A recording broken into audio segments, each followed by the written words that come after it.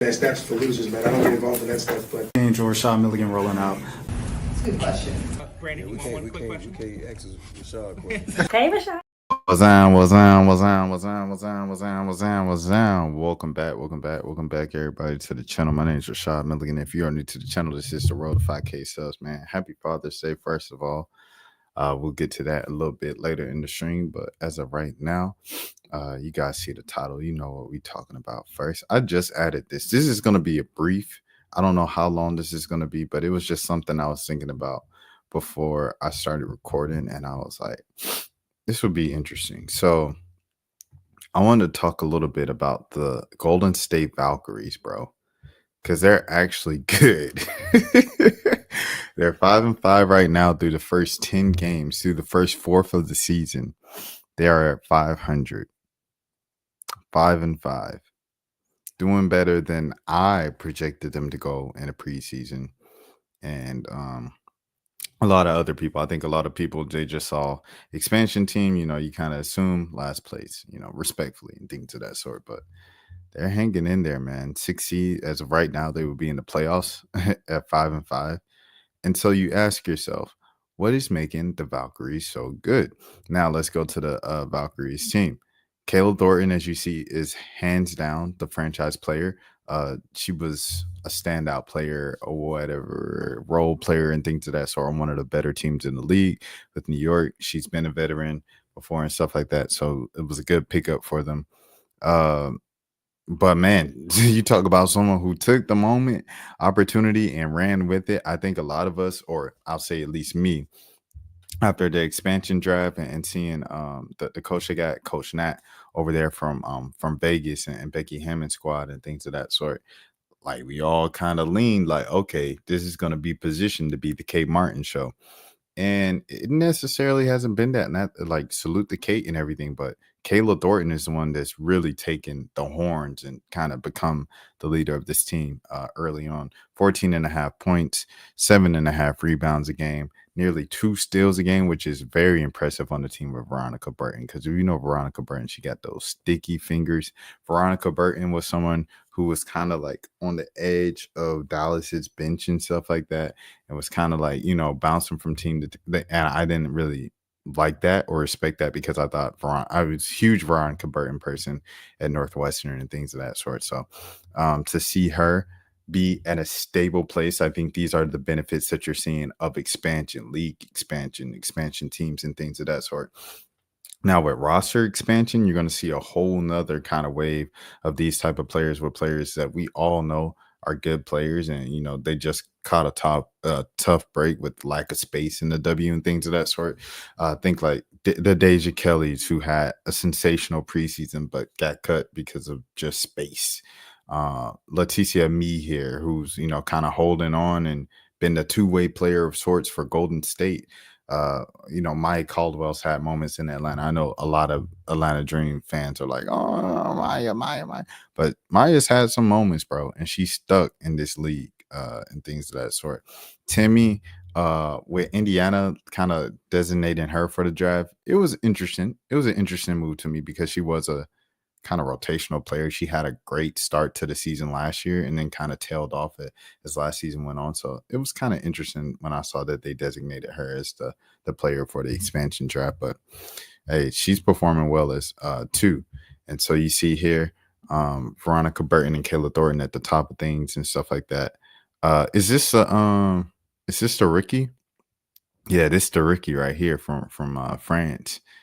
Is you from France? Or is this looks like Italy? But I remember when people were talking about her, because people were talking about her when LA got cut in the preseason, and her like, nah, y'all sleep on her, like she the real one. Hey, so far she's played 8 of their first 10 games, is averaging nearly 12 points a game, best for third on the team, 5.9 rebounds a game, 1.5 assists, a half a steal, to 2 turnovers. Pretty good start for the rookie so far. So keep an eye on her, Timmy, as we mentioned already. And now this brings me to my next point as we see Tip Hayes here. Tip Hayes, obviously a veteran bucket and things of that sort. She's been battling some injuries and things like that. Only played 3 games so far, and the first 10 only played 30% of the game so far. But here's what I want to bring up. And I think this is a very, very underrated reason why Golden State is good right now. I posted this like earlier or last week or something like that. After the Valkyrie signed Aerial Powers, I noticed something. They have a lot of former Dream players on their team. Tip Hayes, Mo Billings, Leticia Me here, and Aerial Powers. Granted, Aerial Powers she did not play with Mo Billings and Tiffany Hayes in Atlanta specifically. However, LA is played with, I want to say LA is played with Tiffany Hayes. Let me see Tiffany Hayes.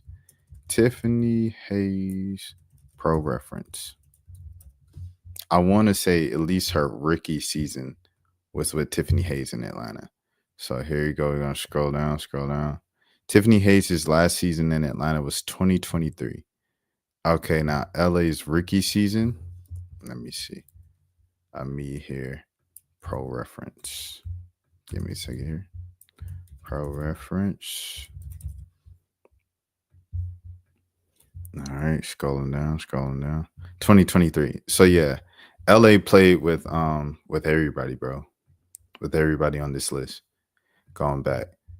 Leticia Me here played with Aerial Powers in Atlanta. She played with Mo Billings and Tiffany Hayes, and all in Atlanta.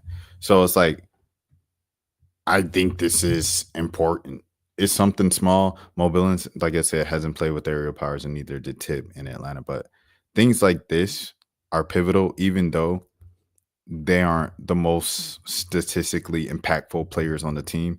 I think the fact that you've had 4 players who are playing on the same team before matters in terms of like, there's no blindness in there. There's no like, oh, this is a new team. I don't know anybody. I don't know what to do. Tip and Mo coming in off top, like, all right, we've done this multiple years together in Atlanta. Same thing with LA and everybody else that I just mentioned. Like, that stuff matters in the locker room in terms of being comfortable and everything, kind of getting things getting things going and stuff like that. So I think that's a part of their success as well. Shout out to Steph. Did they cut her? Did they cut Van Loo? And did they cut Steph and Van Loo? I have to see this. Let me see. Stephanie Towel. Is it Stacy? Is it Becky? Is it Keisha? Isn't that something? Hold on, give me a second, y'all. It was her birthday. Okay, so happy birthday to her. I guess she didn't get cut. I guess she's still on the team. So there's that. I'm trying to see if they cut Van Loo. I'm trying to see if they cut Van Loo. Van Loo with the dime. Okay, Van Loo again. Oh, they're temporarily. Okay. I'm tweaking. Okay. So that's what was going on with all the signings and stuff like that. EuroLeague response. See, I should have just looked at my chat. I appreciate that, Nate. Okay, all right, cool. So that's what was going on with them. But yeah, man, I think that's really just was going right for them. Is like, a lot of people know each other going into it. A lot of people already played with each other, and Kayla and Veronica just taking advantage of their moment. 100%. That's what I think that's really going on with them. I didn't want to speak on it too much. I ended up speaking for 9 minutes about it. Because I didn't want to like make it seem like it was a deep dive and things of that sort. I'll leave that up to Hunter Cruz and Omar if he wants to go into that and stuff like that. Of like, here's why. Here's the sets that Nat is drawn up. This is just me just looking from afar of following Golden State and watching them. I'm impressed every time I watch them though. All right, next scene. Someone broke into Dr. Umar's school, man. Oh, I was like, where's the sound?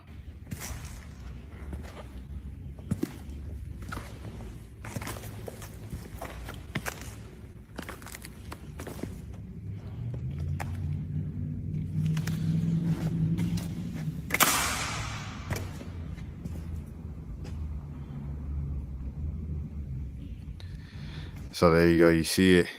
Destroy my private book collection of 5,000 titles, including rare and out of print books. This is personal. Hopefully the cameras will show us who did it. Poured paint all over my books and cultural artifacts, broke glass and destroyed everything they saw, including the person who posted this, I don't know if it was Nikki Degata or who it was, but they just mentioned this is what they're saying. Breaking, oh, it was Nikki Degata. Breaking, someone broke into Dr. Umar's school, causing yet another delay. The ancestors have been patient, but even they might be side-eyed in this timeline by now. The school is something that Dr. Umar has been talking about for about 15 years now. I've defended him personally about the school just because he be saying some real stuff. I ain't gonna lie to you. Like, I feel like I don't even want to get into that all the way because Umar is someone I met multiple, as you guys know, on this channel and stuff like that. So, and like he was cool every single time I seen him. So you know what I'm saying? Like, I do feel there is a bit of a bias there. I ain't gonna lie to you. I'd be lying to you if I said there was no bias and just go like, oh, it seems pretty Zara. But yeah, Umar, cool dude and stuff like that. Anyways, regardless, I'm getting off track. People are pointing this out. I'm saying a lot of people who were criticizing him before are using this again to criticize him. So after the alleged break-in, Umar went on Instagram Live, and I'll let him speak, and I'll let it do like that, because I rock with Umar. Cleveland, shout out to my Cleveland, Ohio. I ain't been on campus in a month, brothers and sisters. I haven't been on campus in a month, brothers and sisters, so I don't know when this happened. And nobody even bothered to call me to tell me it happened. Peace, King. Good to see you, brother. All right now. Nobody even bothered to call me. Now, I did get a call from a sister from Wilmington. Shout out to all my Wilmington supporters. I love you, Wilmington, Delaware. Shout out to all my Wilmington supporters. I love you, Wilmington, Delaware. Shout out to all my Wilmington supporters. I love you, Wilmington, Delaware. But I got a call from a sister from Wilmington, Delaware about a week ago. I don't know if this has anything to do with the vandalism. Destroyed my 5,000 book collection that I have amassed my entire professional career. That hurt me in the heart. That hurt me in the heart. They spilled paint over everything. They stole some things, but they did way more vandalism than theft. They destroyed everything in there, brothers and sisters. Now we got to clean up the gym for the third time. This is the third time we've had to go through this. I used to hire security to sit outside the school, but most of the time they didn't even do their damn job. They would be home sleeping, telling me they at the school, and then I would do random pop-ups and they wouldn't even be out here. This is why. It's not funny. Yes, sir. Yes, we own the school, young brother. What's your name, Prince? What grade you in? You don't know your grade? You're about to go to the third. What grade you in, Prince? Fifth.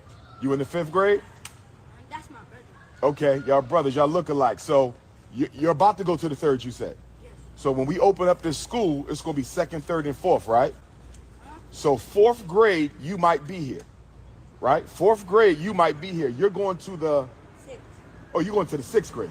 We might not catch you until we in this building, the high school. And to my young princesses, we will be opening up the Anna Douglas Amy Garvey Academy for young princesses as well. So it's going to be boys first, and then it's going to be girls. So all y'all might one day be students at the school. Say that again. Some people just went in with. When? You saw somebody walk in this building? What door? They gonna call her. No. Nobody walked in this door. I've been here the whole time. No, they walked in that door. They gonna walk out of here. They can come through that door. So y'all been seeing the people who've been breaking into the school? Yes. Wait a minute. I'm sorry. All right. I got to lock in. Yo, excuse me. Get out that school. Yo, come out. This private property. I need y'all off. I didn't go in there. Okay, my brother, I believe you, young prince. I need you out. I need you out of here. This is a school. This is a school, young people. This is a school, young people. What are we doing? What are we doing? What are we doing, family? What are we doing? Let me find out. It's the little people. Let me ask you a question. All right? Y'all go ahead and enjoy the rest of your day. It's okay, kid. You're all right. You're all right, my brother. Don't worry about it. We about to get the lock. Oh my goodness. What y'all saying? Is he live now? How do we donate? Where is this? No places to play. No. I don't know if Umar's live right now. This is just a YouTube replay of it. I just seen it on things, so I looked it up. Nate, his school, the Frederick Douglass Marcus Garvey Academy, it is in Wilmington, Delaware. And yes, flip the script. A school is no place to play. Locks change right now. I'm waiting for my locksmith to show up. We're going to change the locks. Somebody broke in. We're going to change the locks. Sister, I need you to turn that camera off. Nothing's funny. Turn it off. And I need y'all to move on. You can't hang on this block. This is... Excuse me? I need y'all to go or I'm going to call the police.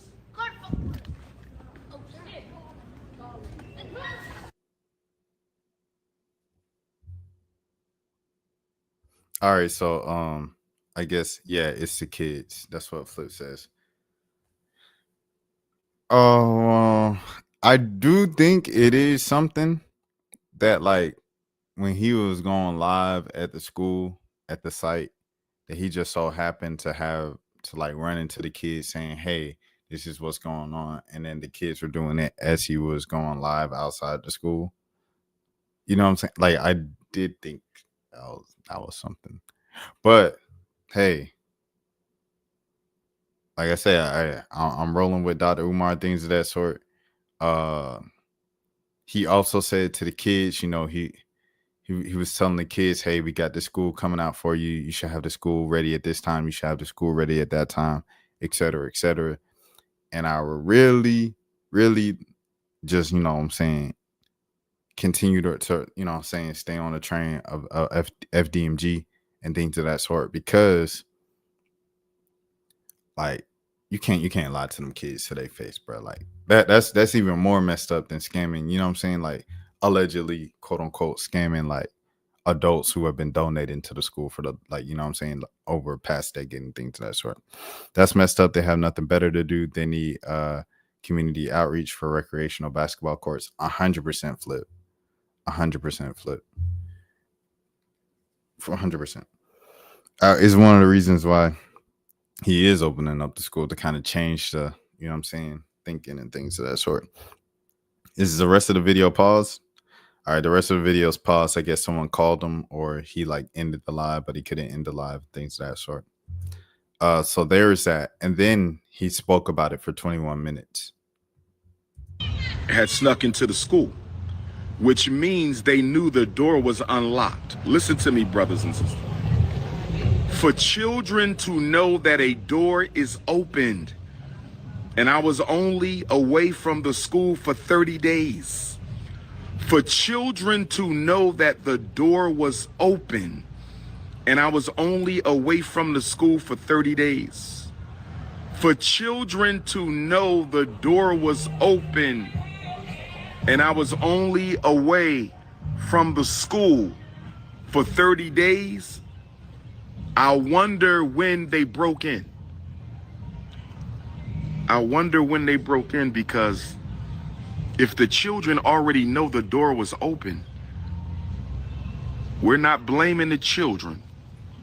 We're not blaming the children. We're saying that it had to be general knowledge that the school was broken into, because how would the children know to go in there? How would the children know to go in there? The door was closed. The doors are closed. How did the children know? Young blood, quick question, young fellas, quick question. How long, okay, so I'm Dr. Umar, right? Say Dr. Umar. That's me, okay? I was gone for 30 days, right? 30. My question to y'all, how long had that door been open for y'all to go in and play? Would you say a week, a couple days, a couple weeks? Because I was only going... For like 2-3 months. Nah, not 2-3 months, sweetie, because I was here a month ago and I checked the doors all the time. It wasn't... They weren't open a month... It was like 2-3 weeks ago. 2 or 3... Okay, so they might have broke in... Okay, that makes sense. 2-3 weeks. Because I was going for 4... Say that again. It was other kids too. They were over there. We saw big kids do this to the door and then boom. Yeah, but they didn't break... He's not blaming the kids. What Umar's trying to say right now is he's trying to say someone else broke in, perhaps, and the entire community knew about it. So then once the kids found out about it, they just started, you know what I'm saying, going into school for fun and everything like that, since it was like, oh, it's open season. Break it open, though. They wasn't the ones who broke it open. So now he's asking the kids, like, when did all the kids find out that the school was open? Whoever broke it open, they had to use equipment. Okay, I appreciate you young people. Y'all take care now. All right. They looking for the kids? No. We ain't looking for the kids. We looking for the grown people who broke in.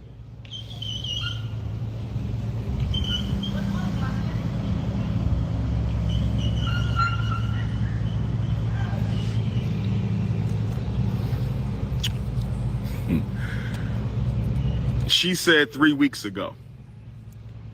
She said 3 weeks ago. I also want to say... She said, Princess said 3 weeks ago. So they broke in. I also want to say right now, I'll say this real quick and I'll get back to the video. If this is real, if this really happened, if Dr. Umar has really been making progress on the FDMG Academy and he really wanted to open it up this fall or next year or whatever the case might be, right? And this happened, it's tough. It's tough. And I'm sorry to Dr. Umar that he's dealing with this. Because it, you know, from the outside looking in, if this is all legitimate, right? And you know, we're gonna lean towards believing that and things of that sort, just because I rock with Umar and everything he says, and you know, I've seen him, met him multiple times, seems like a solid individual, contacted him, texted him, all of those things throughout the years. If all of this is real, right? It's messed up. It's messed up because it seems like it's one thing after another that continues to attack him and trying to take down his quest and building this independent, you know what I'm saying, institution that he wants to do for the community and his people, and going beyond just speaking and yelling about what the Black community needs to do, and, you know, taking actual action with it on a grand scale with building the school for it. If this is true, that's messed up. That's messed up that they're doing this to Dr. Umar. So I do want to say that. Sad, and it's hard to build stuff because you got people that want to tear it down. 100% flip. If this is 100% legit. If this is just a part of like, oh, you know, coming up with excuses to not open up the school and kind of evade, you know, the powers that be, whether that be the IRS or whatever, that's messed up, bro. I mean, you know, you saw it. He was just kind of like telling the kids, you'll be able to go to the school and so, like, that's kind of messed up, bro. Like, but if this is legitimate, then that's messed up on the other people's part. While I was on my way to England, they might have broke in when I was at UCLA. Somebody said the police broke in. I'm not putting it past nobody, but I'm going to look at the cameras. It is on camera. I just have to take time and find it. It is on camera. We have cameras around both buildings. Peace, Baba. It is on camera. It is on camera. But I have to take time and go through 30 days of footage. They destroyed my private book collection. I'm waiting on a locksmith. We getting new locks today.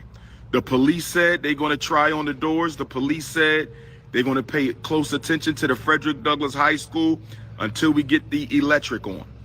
Police said they're going to pay special attention to the Frederick Douglass High School.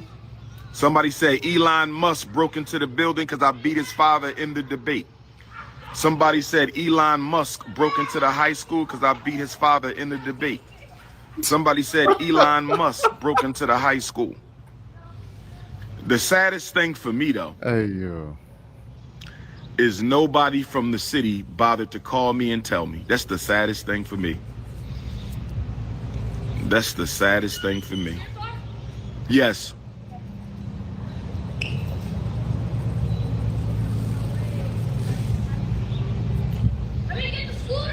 So tomorrow I will be in Harlem, New York. Where my New York City Africans at? Tomorrow I will be in Harlem, New York. Where my New York City Africans at? Tomorrow I will be in Harlem, New York. Where my New York City Africans at? I will see y'all at the Harlem State Office building. I will see y'all. How is the cameras without the electric? Let me worry about that. Let me worry about that. You don't need to know everything. They said, how you got cameras in a high school without the electric? Let me worry about that. Y'all worry about too much. That's none of your business. Harlem, New York, tomorrow. There's a rally for Ibrahim Traoré, Burkina Faso, in the Sahel Alliance, including Niger and Mali. General Goita and Chiani, Dr. Umar will speak at 6 o'clock tomorrow at the State Office building. I need my Harlem Queens to come give me a hug. I'm a little sad that we got vandalism again at the school. I'm a little sad we got break-ins again at the school. I'm a little sad they destroyed my 5,000 collection private book. I'm a little sad right now, brothers and sisters. I'm not gonna lie. I'm a little sad right now. I thought vandalism was over. I thought the break-ins was over. They destroyed my private book collection. I'm a little sad right now. So I need some hugs from my Harlem Queens tomorrow. I need some hugs out of my Brooklyn Queens tomorrow. I need some hugs out of my Queens from Queens tomorrow. I need some hugs from my Bronx Queens tomorrow. Can I get a hug from my Bronx Queens tomorrow in Harlem? Can I get a hug from my Brooklyn Queens tomorrow in Harlem? Can I get a hug from my Queens tomorrow in Harlem? Can I get a hug from my Harlem Queens tomorrow in Harlem? All right, man. Can I get a hug from my Staten Island Queens? Can I get a hug from my Syracuse Queens and my Rochester Queens and my Buffalo Queens? Can I get a hug from my Connecticut Queens and my New Jersey Queens? Tomorrow, I'm pulling up at 5 o'clock. I speak at 6 o'clock. And I will fellowship and take photos until 9 o'clock. I said I'm pulling up at 5 o'clock. I speak at 6 o'clock. And I will fellowship and take photos because I ain't been to Harlem in a minute. Harlem with Chicago gave birth to Dr. Umar. Harlem with Chicago gave birth to Dr. Umar. Harlem is where Pan-Africanist Malcolm X made his name. Harlem is where the right, excellent, most honorable Marcus Messiah Garvey made his name. Kwame Nkrumah spent time in Harlem. Henry Highland Garnett, Alexander Crummell, John Brown Russwurm, the first black newspaper founded by Pan-Africanist Jamaican John Brown Russwurm with Samuel Cornish from Whitehair in Delaware was out of Harlem, brothers and sisters. So I want to see all my Harlem alpha males. I'm going to see my brothers too. My Harlem alpha males. What do I want for Father's Day? Make a donation to the Frederick Douglass and Marcus Garvey Academy so we can get the electric on, brothers and sisters. Will y'all help me get the electric on in the Frederick Douglass High School? Will y'all help me get the electric on in the Frederick Douglass High School? Will y'all help me get the electric on in the Frederick Douglass High School? Hit your PayPal, paypal.me/FDMG Academy. Hit your PayPal, paypal.me/FDMG Academy. Hit your PayPal, paypal.me/FDMG Academy. Check a money order. No Cash App. We don't have a Cash App. No Cash App. No Cash App. We only have PayPal. We only have PayPal. Check a money order. You can mail it. Check a money order. You can mail it. Check a money order. You can mail it to P.O. Box 9634, Wilmington, Delaware. Check a money order. You can mail it to P.O. Box 9634, Wilmington, Delaware. How much? Check a money order. You can mail it to P.O. Brothers and sisters, this is my Father's Day gift. Vandalism, break-in, and private book collection completely destroyed. That's my Father's Day gift. My Father's Day gift is vandalism, break-in, and my private book collection and school supplies completely destroyed. Completely destroyed. Completely destroyed.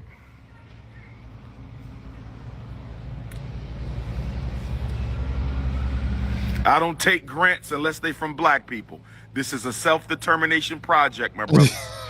This is a self-determination project. I don't take grants.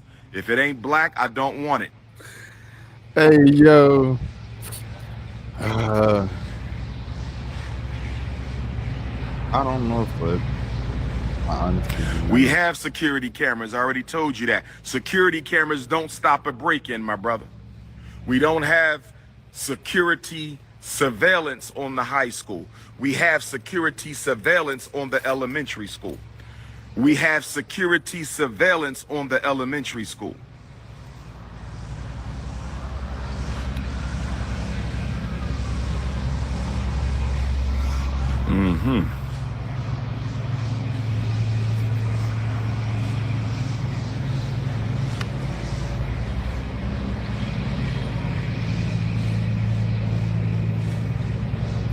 Portuguese Africans, send the invitation. Y'all know my number, 215-989-9858. 215-989-9858. No more questions about the school. I'm sick and tired of questions about the school. You don't donate anyway, okay? Y'all keep sabotaging and vandalizing the school. Then y'all want to ask about what's up with the school. What's up with the school is you need to leave it the hell alone so we can finish the school.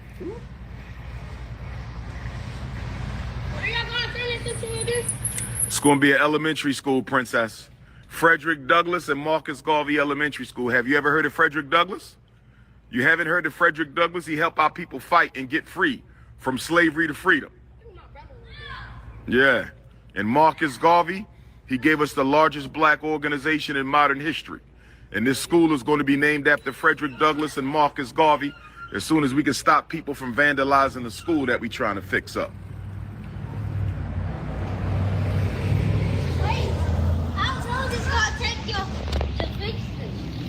Well, that school is done over there, little brother. The elementary school is ready. That school is ready. We just got to do some tile. But over here, we got to get started. Yes, that's the elementary school. That's the Marcus Garvey building. This is the high school. This is the Frederick Douglass building. This is the one we still got to fix up. That school is ready. You're going to go in that one at first, and then when you get to high school, you come to this one. Yeah, Flip. I'm caught up with you now. I know you said this like 5 minutes ago, but I just thought about it, bro. Like I'm not even gonna lie to you. Of just the like before you start putting valuable things in there, like setting up this, like why didn't you have like ADT? You know what I'm saying? Like, why did you have ADT? I don't, you know what I'm saying?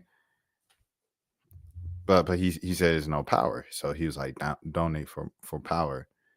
But I'm like, why would you even start putting desk and boards and whiteboards and all these things in there without ADT? I don't, you know, like I said, I'm trying to give bro the benefit of the doubt just because I ride with him. Well, it's the school, so nothing's in there yet, right? Because we haven't furnished the buildings yet. What does it look like? A regular school. Good. I want you to do well this year.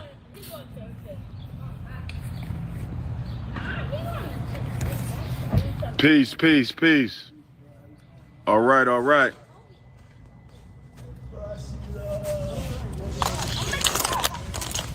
Yeah. I wish you would graduate from here, bro. Get out of here. Moyer Academy. Yes, sir. Yeah, but it was open or whatever the case may be all the time, you know what I mean? Yes, sir. To see somebody trying Yes, to do sir. something with it, especially I know what you into it. Yes, sir. I also want to Yes, say, sir. like, That school is done. We just legitimately, this is a great idea, and I don't think there's a better time for this in America to have a black funded school and a black founded school in America.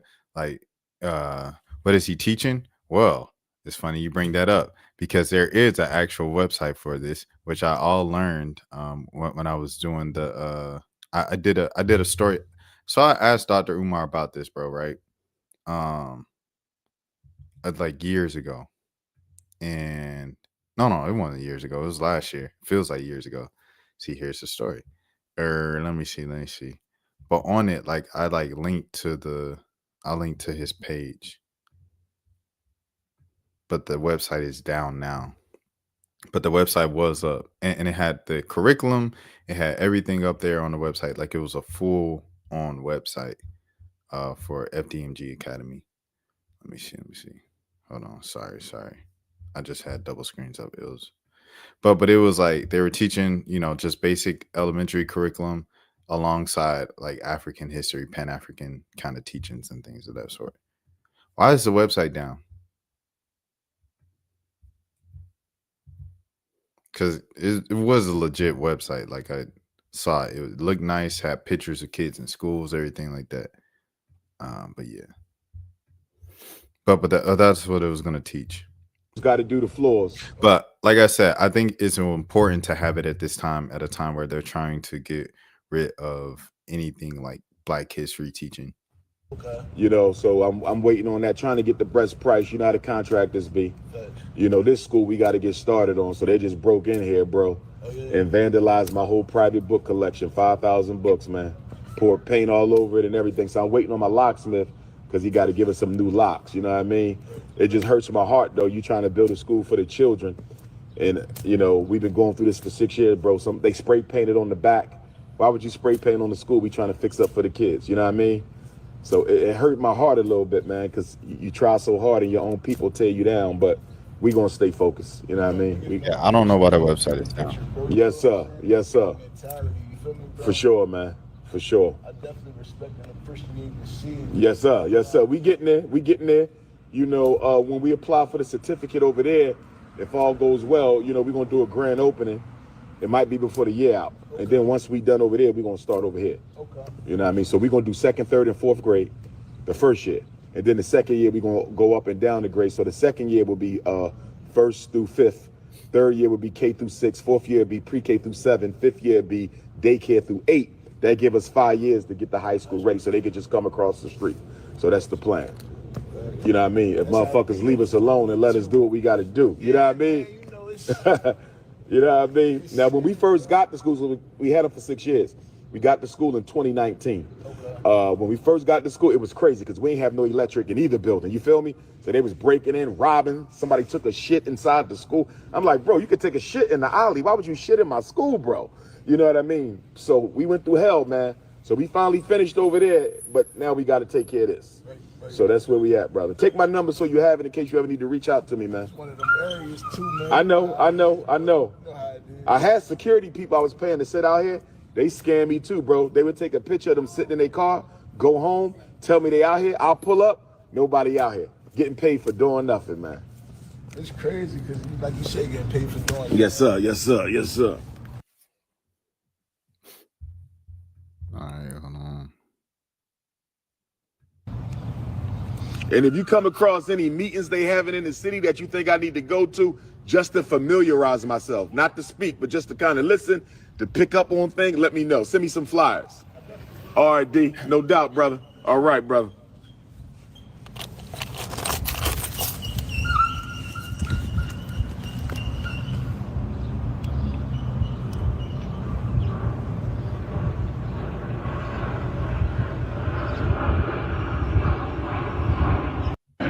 Fasting.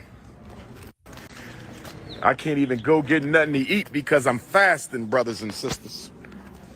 I want to eat so bad. I want to get me a pint of butter almond ice cream, butter pecan ice cream. You feel me? I just want to eat right now. Hey, but I can't eat. I can't break the fast, but I want to eat. Because when you eat, that calms your nerves, but I can't eat right now. Because this right here just, they destroyed my book collection, man. They destroyed my book collection, man. They destroyed my book collection. Nobody called me and told me that they broke into the school. Y'all saw kids playing in the school. You ain't even called me, man. That shit hurts. That shit hurts. Don't ask me no more questions about the school. I'm not answering no questions about the school. Feel how you want to feel. Think how you want to think, lie like you want to lie, slander me how you want to slander me. I'm not answering no more schools about the school. When it's done, it's done. I'm tired of this shit, man. I'm so tired of this shit. I didn't grow up with Meek Mill. Meek Mill lived across the street. My brother grew up with Meek Mill. We lived on the same block, 18th Street. I didn't grow up with him. I don't know him. My brother knew him. I knew him as a little kid, but, you know, I never knew him. I just knew him as a little kid.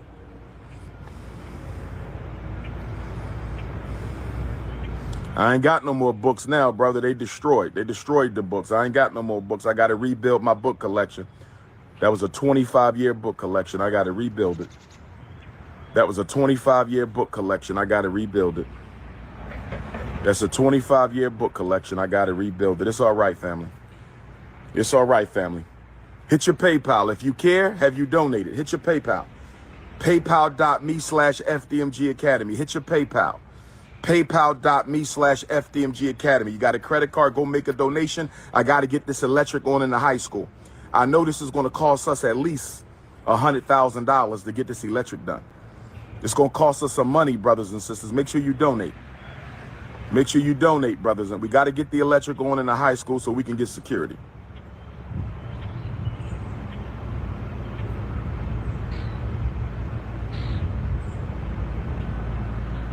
Yes, the cameras work. We already talked about that.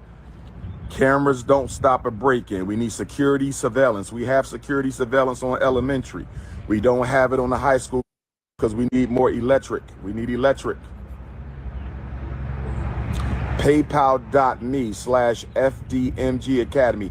If you're not an African, you cannot donate. I appreciate your support, but this is a black people's agenda. This is a black people's initiative. If you're not an African, you cannot donate.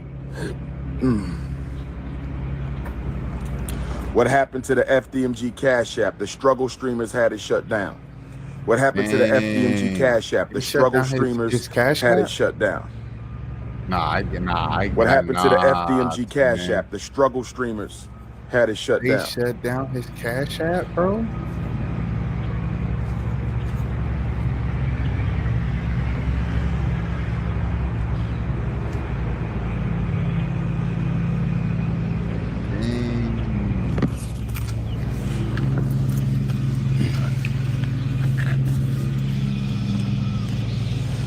They shut down his Cash App, bro.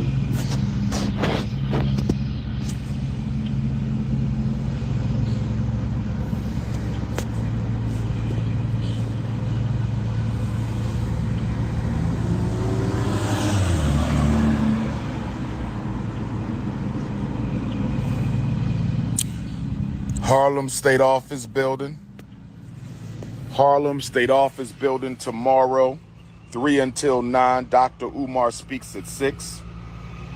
Dang, bro. Hold on. This video is almost over, but I saw this one looking up Dr. So Umar. we doing 10 years ago. PayPal has frozen $125,000 in donations. okay. PayPal sabotaged us, y'all. Let me tell you how PayPal sabotaged. I called PayPal before I started using PayPal for the school fundraising. And I didn't want to use PayPal, but lazy Negroes kept talking about why I just can't make an online donation. Take your lazy ass to the post office and get a stamp. But anyway, they kept on bugging me, so I said, okay, let me do this PayPal. Now I called PayPal first. I said, listen, I don't have tax exempt status yet. I won't have it to the end of the year. And I don't want y'all to freeze my account. If y'all going to freeze my account, I don't even want to start with PayPal. They told me you should be fine. Now check this out. We raised $25,000, PayPal don't say nothing. We raised $50,000, PayPal don't say nothing. We raised $100,000, PayPal don't say nothing. So when I get to $125,000, they freeze my damn account. I called them, I said, listen, can I talk to somebody about this? Because y'all told me this would not happen. Y'all know it take a while to get that tax exempt status from the IRS. I told y'all we're going to have it by the end of the year. In the meantime, I got over 200 people who have an automatic deduction on PayPal. I didn't even know this.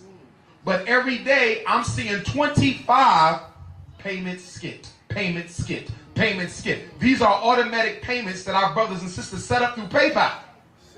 Every day, I'm seeing, I didn't even know people had that many automatic payments set up. So we're losing money because PayPal got the account froze and going to keep it frozen. They asking you about your money. Read that right there. Okay, where we at? Yeah. Oh, the money. Dr. Dre, 70 million. All right. So that was 10 years ago. you can take with that. Like I said, I'm Dr. Umar be saying some real stuff, man. I ain't gonna hold you, bro. He be saying some real stuff, man. Flip exactly who you think helped LeBron. Oh yeah. LeBron got help from the city. LeBron is like a city thing, the government. Like that's not coming out of LeBron's pocket like this Dr. Umar joint. Umar always said that. How would you use PayPal with all the lawsuits they've had? Yeah, this was the fact that was 10 years ago, and on this one, he's still talking about PayPal because Cash App got shut down because of YouTubers claiming he was scamming. Like, this has been a thing, bro, for like since the beginning of his thing. If Umar ain't know he should have more due diligence, and Tariq Nasheed, I guess me. Hold on. Him and Tariq. Okay. I got you. But this is an older video from like a couple months ago. And like I always say, okay, all right, this is somebody else. Umar, if you watch this, my dog, I'm just pulling this up because it's just what popped up when I was looking up school and things of that sort tonight for this video. You personally, like I said, I met you before. You seem like a solid individual. We've communicated before. And I think you be saying some real stuff just on an intellectual level, all the things you say. This is not hating. It's not me slandering your name. It's not defamation. It's me just pointing out what this side is saying, what other people are saying, outside people are saying, and what you are saying. That's it. Last year. And we did discuss his children along with a few other things. We met up at Brandywine Diner on Concord Pike last year. And because he wanted to take me out to lunch, and I kind of wanted to talk about like just have a conversation with him regarding like Black content creators on TikTok and social media. So while we're talking, we talk about religion, we talk about racism in America, we talk about secret societies, because that was really my peak of interest. So we first started off by talking about why he was in Wilmington again. He's always going to his school in Wilmington, Delaware, because number one, he's being audited by the IRS a lot. When I first met him in 2022, he literally told me he was there because his accountant was caught stealing funds from the school. They were receiving donations for the school, and he was saying that his accountant was stealing money. So he had to fire that accountant, and the IRS was asking for proof, like where the money went. So he started commuting from Philadelphia to Wilmington, Delaware frequently, just so he could be at the school in case anybody shows up and asks why the school's not done, or where the kids are at, or what's going on. So when I met up with him last year, he was just coming back from the school when we had lunch. I guess the IRS is still asking him about the school because it's not done. Like, he's receiving money, donations, but there's no progress with the school. If you were to go up right now to the school, like, there's wooded boards on the doors, on the windows, there's weeds, graffiti on some of the buildings. Like, it's not in proper condition. There's no AC, there's no heating, there's nothing. Like, it's not, the school's not ready.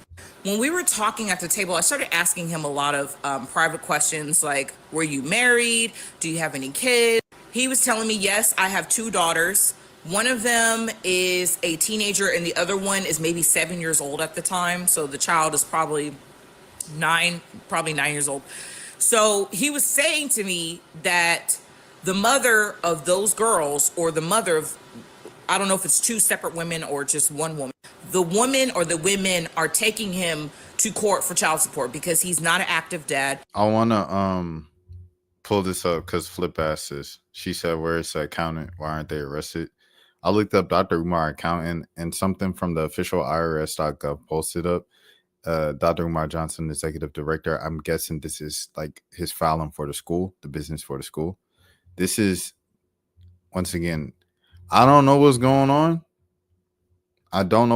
This is his official website for the school, FDMG Academy, which I've looked at before and I used for a story that I wrote. When I write this story, is it on this tab? Where's the tab at with the story? Hold on, give me a second. For a story that I wrote last summer. But that's no longer up. This is no longer up as well. I don't know what I don't know nothing. I'm not gonna lie. He's not in their life, and he told me that as well. He doesn't visit them as much as he should. However, he visits his mom a lot, and she's in Philly. So I just was confused. I was like, how are you talking about being a pillar and how black men are so needed in families today, but you're not even an active dad? He was not an active father. He said it. He confirmed it. I can back this young lady up. He did say that he was not going to be there. And on top of that, he was saying that he would like to, in the future, every 2 weeks out of the month, go to Ghana. He practices Ifa, which is African spirituality. And we were talking about that for a while because I'm kind of versed in it as well. And so when we were talking, I was asking him, I was like, so you never got married? He said, oh no, I never got married to any of those women. But he dated a lot. And I could tell that he was a playboy because he was very, very flirtatious, very. And also I noticed too, his personality is much different in person than it is online. I'm not sure if it's because I'm a woman or something like that, but he's not as animated. He seems more hyped up when he's like on a podcast or online. Yeah. Really engaging. He was not as engaging in person. And I felt like that was interesting. I was having to ask him questions. He didn't really ask me questions. It's almost like we had lunch just for me to ask him questions. And I didn't really like that because it was supposed to be a back and forth discussion. And so we were talking about a variety of topics. He is extremely flirtatious. And that was the last time I met up with him, and probably the last time, because it was very aggressive because I'm in a relationship. And when I had met up with him last year, I told my partner, like, I'm going to go have lunch with Dr. Umar. He was like, what the fuck? Man, what? oh, she said she met up with them to talk about TikTok. Ma'am, you know you wrong too. I ain't gonna lie to you, bro. You know you wrong too, bro. Like, I'm gonna keep it to myself. Play the video, Rashad. So he was like, yeah, go have lunch and come back and let me know how it goes. But y'all, before I go back to seeing my boyfriend, on my life, when we left, I gave him a hug. He was like, He said, the women got to have booty. And I was like, what? He said, you got to have booty. If I'm talking to you, you got to have booty. Can you cook? I was like, yeah, I can cook. He was like, good. Why is she answering these questions if she has a boyfriend? Look. Fellas. And ladies. You what Duke say? And I know this is crazy to go with Duke Dennis on Father's Day. You might love her. You might tell her you love her. You might kiss her. You might go to sleep with them. You might buy them flowers. You might buy them lunch. You might buy them things. You guys might spend quality time in a park and have a picnic. At the end of the day, your girl is not your girl. Your guy is not your guy. That's just facts. It just is what it is. They going. If the opportunity presents itself, if Dr. Umar says, let's have lunch, they going. You gonna leave me for Dr. Umar because Dr. Umar got a couple memes? I'm like, man, come on, bro. I'm looking at you. I know you're trying to expose Umar right now, but you really just exposing that's a whole nother thing, man. You can cook and you got booty. And he was backing up from me. He said, He said, business before back shots. Business before back shots. I wish I was kidding. And mind you, I'm in a fucking relationship. So I was like, what do you mean business before back shots, nigga? Like, what? So he's laughing to himself and he goes back to he ain't stink when I met him. His car because he was going to go back to Philly to go take care of his mom. And I was like, I can't see this fool again. Because what do you mean business before back? She said, again, what do you mean again? It shouldn't have been a meeting in the first place. You in a relationship. What are we talking about? And then if he's acting flirtatious and asking flirtatious questions, why are you answering? I'm sorry, I don't think that's appropriate. I told you I'm in a relationship. It's as simple as that. I just came here to talk about business and TikTok and black content creators, but you didn't do it. You didn't stop it. You just engaged. Oh, really? Is that so? Oh, and then go on the internet and then antagonize them in a post. That's crazy. shots. No back shots are being given. What? Because business before back shots. Whose back are you shooting? Because it's not mine. The fuck? So extremely flirtatious. Very much so. I remember asking him too, like, are you and Suki Hana like a thing? Because I know she's from Delaware too. I was like, do y'all, you know, are y'all fucking? I was asking him too. I was like, are you and Suki like a thing? Did you want to learn about the TikTok and black content creators, or did exactly? Or did you want to get on your TikTok after the meeting and say, let me tell you the real about Dr. Umar? All of these things are things that Dr. Umar has told us himself. He's told us he had the 2 kids and his baby mama's hating on him, and he's wanted to see the kids for a long time. And like you said, Zero, one of the reasons why he ain't see his kid, one of his kids or whatever, he's like, man, hey, look, stop all that playing with the alphabet community. Me personally, I have no problem with LGBTQ plus. Because those are people, and I believe in human rights. I'll say that I believe that humans should have rights, all humans, and I believe that as a person who believes in God loves all of us, regardless of what the background and it is not up to me to look at you and be like, oh, I don't rock with you. But in terms of Umar, he said, I want my daughter to leave that community and come back home and things like that. But 100% she was looking for a gotcha. This is 6 minutes of a woman just being like, I had lunch with Dr. Umar, and here's the tea. Make sure you like, comment, and subscribe. Like, you know what I'm saying? Like, it's crazy, bro. That's crazy. Like you, I'm going to play this because I know there's only she's a from minute Delaware left, too. but that's I'm like, what I got. Are y'all fucking? Like, and he was like, no, we're friends. That's my girl. You know, she got her own restaurant in downtown Wilmington somewhere. Sure.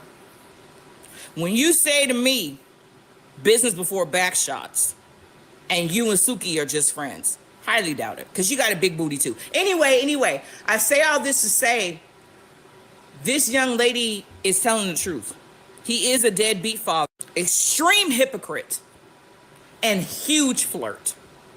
This is not the black man you think he is. He's loyal. He got a wife at home. He take care of his kids. He's not that type of black man. He is, he spreads his seed. He told me he only got 2 kids. I feel like it's more. He's not visiting his children. He's not paying child support. And these things came out of his own fucking mouth. Okay? So I believe this young lady, and I just had to wait. All right, bro. I ain't gonna lie. That just made me upset, things of that sort. Before we move off of Umar, there's 1 more minute left in this video, and then that'll be the end of the Umar segment. We'll move on. I spent like 40 minutes on Harlem State Office Building, 3 o'clock until 9 tomorrow. Father's Day. Father's Day, we are in Harlem, rallying for Africa. Father's Day, we are in Harlem tomorrow, Sunday, June free to Congo, by the way. The 15th, 3 p.m. until 9 p.m. Dr. Umar speaks at 6. P.O. Box 9634, Wilmington, Delaware. Rest in peace to Kembe Mutombo. P.O. Box 9634, Wilmington, Delaware. P.O. Box 9634, Wilmington, Delaware. FDMG Academy. Say a prayer for me, say a prayer for FDMG. Say a prayer for me, say a prayer for FDMG. Say a prayer for me, say a prayer for FDMG. You could text me at 215-989-9858. You can text me at 215-989-9858. You can text me at 215-989-9858. I would feel comfortable if he presented a budget with goals and more people than just him controlling the finances. It seems like a pretty fair request and things of that sort. I ride with Umar for like it like if you like I said, I've seen him speak twice in person, and I watch a lot of his talks just online and stuff. He says a lot of intelligent things and a lot of things that I feel like are, you know, kind of helpful and can build out the community and things of that sort and do this and blah, blah, blah, and all that stuff. So that's why I'm always like, hey, what is that? I wonder if Umar would teach how Africans sold their own people to the colonizers. Facts, Flip. But yeah, that's just how I feel about Umar. Like, I'll always like my thing. No, I don't even want to get into that, bro. I don't even want to get into that tonight. It's too much. I already spent 40 minutes on Umar. Thank you, everybody, for the participation on the Umar joint. We about to move on to the next thing. And it's LaVar Ball, Father of the Year. Father always. I might swerve in that corner. Whoa. Hold on. We got to. LaVar Ball, by the way, friend of the channel. If you know, you know. Check out the LaVar Ball interview that I uploaded. What was that? Like a couple years ago. Check out a LaVar Ball interview on Rashad Milligan channel. Just search Rashad Milligan. Wait, hold on now. If you want a championship, listen to me. I'm making it very easy. Everybody trying to go out and make these trades. Hey, Melo should be over here, Melo should be over here. I don't care where you put Melo. But what I do tell you, if you put him with his brother, he will go to his original spot, which is the 2. Which y'all trying to make him a 2 anyway. He love to score. But the only person he'll move over from the 1 spot is his brother Lonzo. Get Lonzo and Melo and Jello. Can't nobody beat my 3 boys playing fast. Guess what? Indiana Pacers are in the goddamn finals doing what? Playing that speed game. What I done taught my boys from day 1. Can't nobody beat my boys together. So the Clippers, bring them goddamn ball boys home and let's go get this championship and quit messing around. All you fans who want a championship back in LA, yes, whole new arena with the ball boys, who ain't gonna come watch that show? I guarantee.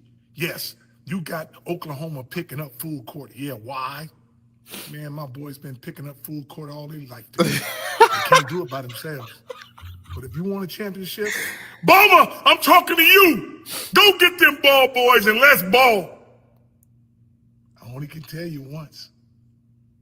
That's how it's going down. Trust me, they stealing all my style, how they winning this championship. You want championships? Get the ball boys, let them play fast and press. And they guaranteed to get a win. They only good all together. At the end of the day, man, it comes down to health, bro. LaMelo Ball is one of the better point guards in the NBA. Definitely one of the better younger players in the NBA. I don't think anybody's denying that. He's a superstar over there in Charlotte. Or Lonzo is one of just the better, happy Father's Day to LaVar. Happy Father's Day to LaVar Ball.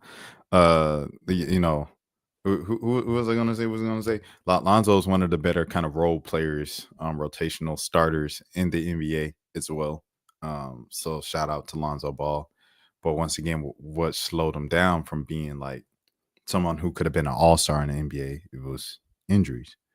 I think those you kind of have to figure that out first before we go with put both of them together. This is what's going to happen because they got to stay healthy first. Like you can put them together, but if they don't play but 10, 15 games together, it's like kind of goes to waste. Things of that sort. But I love LaVar as always, putting on for the family, things of that sort. I got the ZO2s. I ran into Zoe at the dang BET Awards, bro. When Jello was performing, they was backstage. And I yelled at him I was not backstage. I was in the crowd. But I seen him backstage and I yelled because I was on the side. So. I pointed to my shoes. My boy gave me a salute. I felt like me personally, I deserve more than a salute, especially considering the fact like, so, you know what I mean? Like, come on, bro. Like, come on, Twin. You know what I'm saying? Hold on. Like, come on, Twin. But it was what it was. Shout out to LaVar Ball. Hold on. We got some more LaVar Ball stuff too.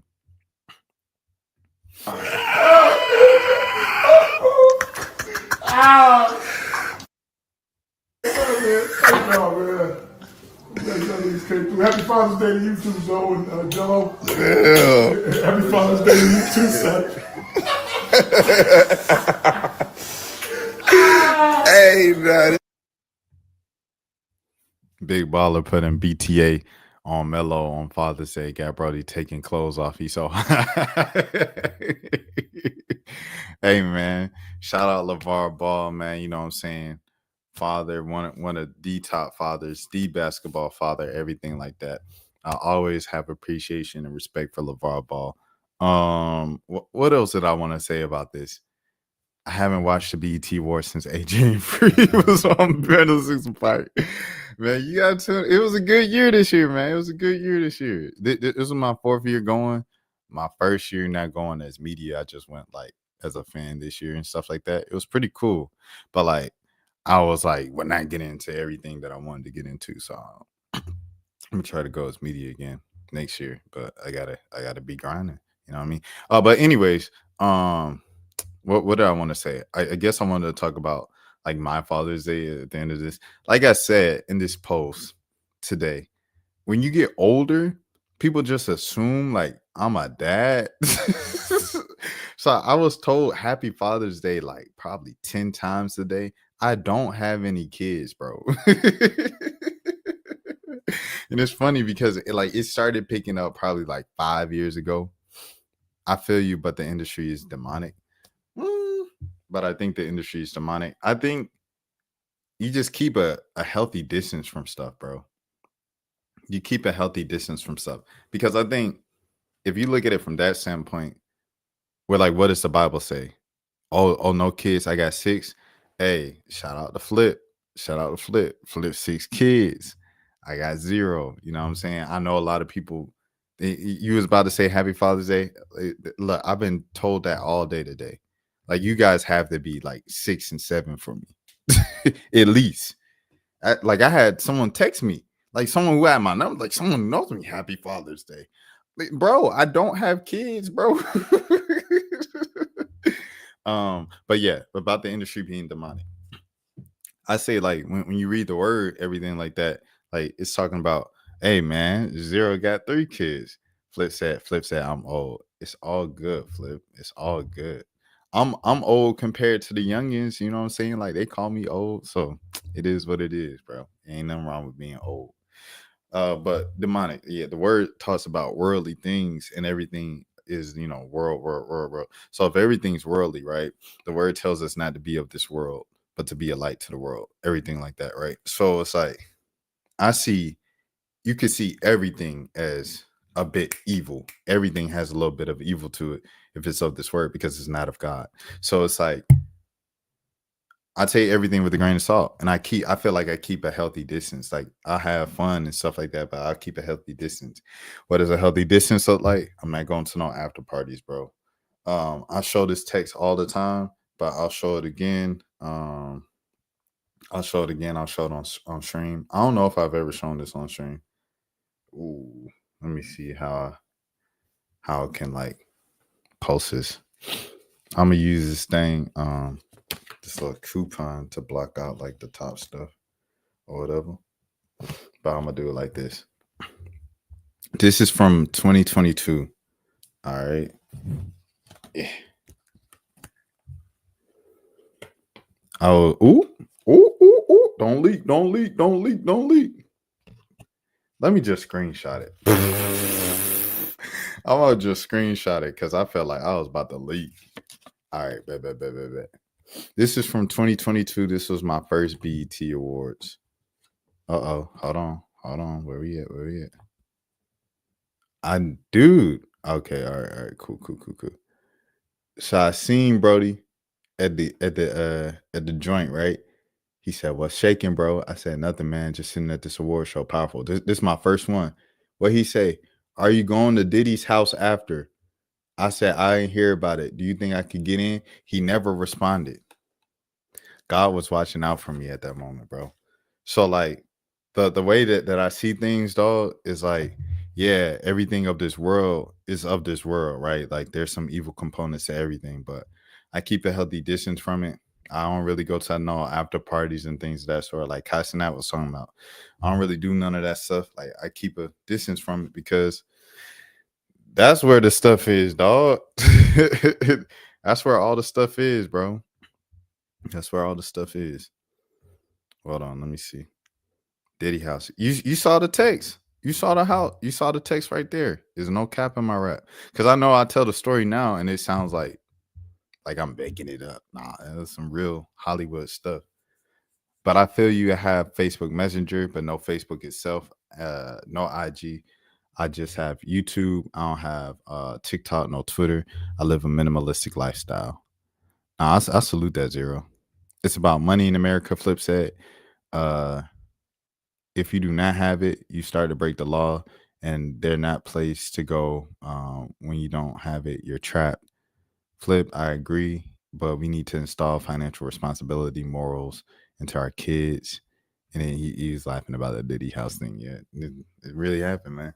But I do want to shout out my pops and things of that sort. Show him some love, everything, because we took him out today. And in the midst of people still looking at me and being like, Happy Father's Day? Like, dog, you see me with my dad. I don't have no kid. Like, I was with my sisters. Like, so if you thought that I was like a dad to my sisters, which is even crazy. I don't even listen to music anymore unless it's what we grew up on too many subliminals. But I mean, it's ironic. Like, I talk to my mom about this often. And she was like, when she grew up, her like grandma was like, Shaka Khan is evil. So it's like, I don't know. I just feel like it's something that's always gonna be there, bro. As long as it's secular music, it's always gonna be something that has like some like hidden messages and all that stuff in it. Me personally, that's what I think. I want to shout out my dad. Hold on, give me a second. Because I thought this was important to share. Like, I don't really share my family like that and stuff like that. Dang, he's got his name on there. Anyways. See, y'all's had a whole lot of words. But woo, I already know. A lot of money now. And before you ask me for any money, anybody watching this video, all my YouTube money done went to Father's Day in Los Angeles, California. I ain't got no more. I'm sorry. I'm fresh out of YouTube money.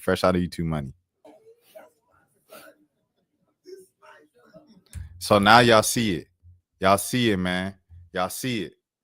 I like, cause people been trying to say I ain't got no dad. My dad ain't active. You see it right there. My dad hugged me on camera, bro. That's all I needed, bro. Come on, man. Come on, man. All right, so there it is. All right. Now we've settled that. I'm so glad that I proved to the world that I have a father. I don't want to hear nothing about oh, you ain't had no dad. You ain't you seen it for yourself, man. Well, put your dad on. No, I'm joking. Like Diddy was going to do to Usher. Glad your pops enjoyed himself. Yeah, he had a time, bro. I ain't even gonna lie to you. Pops had a time, bro, today. Yeah, I'm glad we got to do that for him. But yeah, y'all see it. So anytime y'all see somebody, you know what I'm saying, when I speak on a particular subject and they say, oh, you feminine, you ain't had no dad in your life, y'all can step for me and say, I've seen his dad before. You know what I mean? I don't really like to share my family too much just out of privacy, just because like the more and more like strangers come on the channel, the crazier the comment section gets. And it's one thing for me to receive it because it's like I signed up for it, like I'm uploading on YouTube. But it'll be another thing if it'd be like someone I'm related to catch a straight, like, that's why your dad's cross-eyed, like, you know, like I can't deal with that. Like that would flip me out. Like, cause they ain't sign up for it. They ain't upload to you. I did, you know what I'm saying?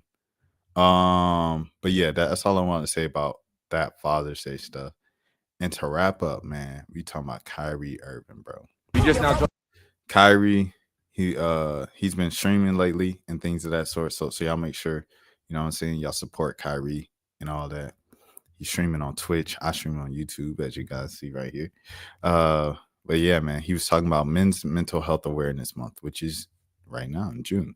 This is what Kyrie said about men's mental health awareness.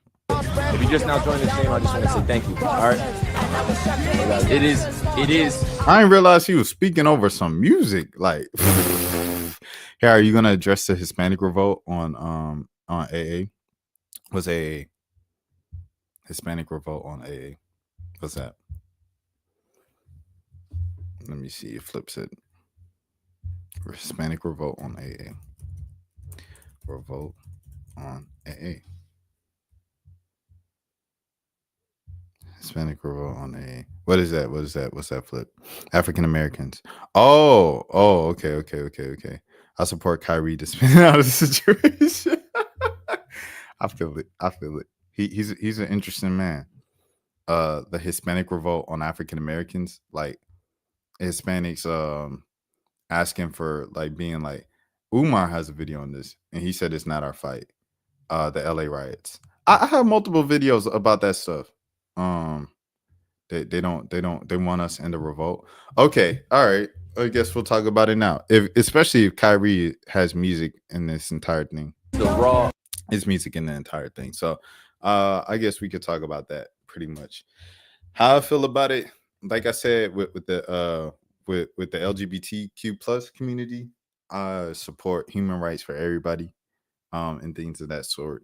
When it comes to Mexicans being racist towards Black people and using the N-word and things of that sort, or being prejudiced towards Black people and saying hateful things to Black people, I don't think you can generalize everybody, bro, in a community, because it's like, you know, I came from Marietta, right? Marietta, Georgia. So it was like a lot of Mexicans when I grew up. So I'm friends with a lot of Mexicans. Like, I'm in my Mexican homie's wedding. Like, I go to the dang I was going to the quinceañeras growing up and stuff like that in high school. Going to folks' little sister's quinceañera as a junior and as a sophomore in high school. Like, so like I grew up with Mexicans. My homeboys dated Mexicans and things of that sort. I never dated outside my that's another fact. I never dated outside my race. But yeah. So it's like I'm cool with a lot of Mexican people, bro, like growing up. And so for me to be like, man, Mexicans be calling us an N-word and they hate us and they be calling us monkeys and things of that sort. And so I ain't gonna help out the Mexicans. That's just not my reality. You know what I'm saying? Like, that's not my perspective. I know that's not the full Hispanic community because I got mad Mexicans I'm cool with and mad Mexicans that I grew up with. So I think it's just like, it goes to like fighting for what you believe in. I think it's a case by case basis. If you personally think, okay, I think this is wrong, what's happening to the Mexicans, I should speak up about it, or I should do something about it. I should sign a petition. I should, you know what I'm saying, like call ICE and, or, you know, or call the feds and call my local officials that I voted. I'm thinking better. And I know it's not a local thing, it's a federal thing, but if you feel that way, I say do it, bro. Do it. It should be on a case by case basis. If you're someone who has like personally bad experiences with the Hispanic community, with Mexicans, and you know what I'm saying, now Mexicans asking for help and you like, oh, you didn't want to help me. I feel like that's well within your right too. That's your personal experience. Me personally, like I said, I grew up with Mexicans and Mexicans been nothing but cool with me. So like, you know what I'm saying? Like, I have no problem speaking up for the wrongdoings against Mexicans and things of that sort. I'm talking about like Mexicans, like some who had a green card, some whose green card expired, everything like that, just growing up in school. And it's like, these kids were brought here by their parents, some of them like when they were 2, 3, when they were toddlers. They have, you know what I'm saying? Like one of our smartest kids in school of my graduating class in high school, like top 3, top 5, was it like he couldn't go to college because he was illegal. You know what I'm saying? And he didn't go to college because he wasn't smart enough, but he couldn't go because he wasn't a legal citizen. And so he had to work as a manager at a particular, you know what I'm saying, kind of store and things like that, when he was like as smart as the white kids at the top of the class and the black kids as well at the top of the class, who, you know, who have the opportunity to be doctors and things like that and all that. But he was held back from the fact that he just didn't have basic citizenship, bro. It's crazy. Zero said, the funny thing is the N-word originated by Spanish. I help my Hispanic friends that I know, but that as much as I could do. My girl's best friend is here illegally. He's got a job and he applied for her citizenship. Yeah, I mean, it's just like, bro, that's just how I feel about the Mexicans and stuff like that. Like, some Mexicans, especially younger generation Mexicans, had no choice, bro. Like, they didn't hop the fence or whatever. Like, their parents just brought them over when they was toddlers. Like, what are they supposed to do about that? You know what I mean? So it's just like, all they know is America. It's kind of like 21 Savage is a great example of the same thing. Like, 21 came to East Atlanta when he was 7, 8 years old, bro. He ain't been back to London until he was like a famous rapper and he was, toured the UK. But you know what I'm saying? It's like, so if you brought over as a kid, as a toddler, you know nothing but America. And I think for those people, like, they shouldn't be booted because their parents brought them here as toddlers or kids and things of that sort. And like, their grandmas and nannies, their emotional support system, their families shouldn't be like rudely booted up and, hey, get on the box. I don't think that should happen to them just because, I don't know, they came here illegally. Because I think, see, it's such a difficult topic, but like, to go to generalizing, if we want to generalize, let's generalize. I think Mexican folks and immigrants in general, a lot of immigrants in general, they sign up and they do a lot of the work that like Americans and, you know what I'm saying, natives and citizens don't be wanting to do, especially at the rate that they be offering. And I know that's very controversial to say, but like, that's just the what I've seen from my eyes and my perspective in my corner of the world. So it's like, y'all trying to boot these folks out and say they taking y'all jobs, they doing this, da, da, da, da. I'm like, bro, Mexicans good in my book, bro. I ain't gonna lie to you. And if you talk about the Mexican gangs and the Mexicans that cause trouble and cause crime, like a Mexican classmate of mine stole my binder. I had like a Batman binder and thing like that. It was real cool and stuff like that with folders inside, and the folders was like LeBron James, Steve Nash, Kobe Bryant. Like, I always been into basketball and sports. I was in like 4th, 5th grade, bro. And my Mexican classmate stole it, and her little brother was walking out, and I was like a hall monitor or something like that, safety patrol. And so like, I'm standing out escorting the kids to the little bus lines and stuff, and I see bro walking with my binder. I said, that's my binder.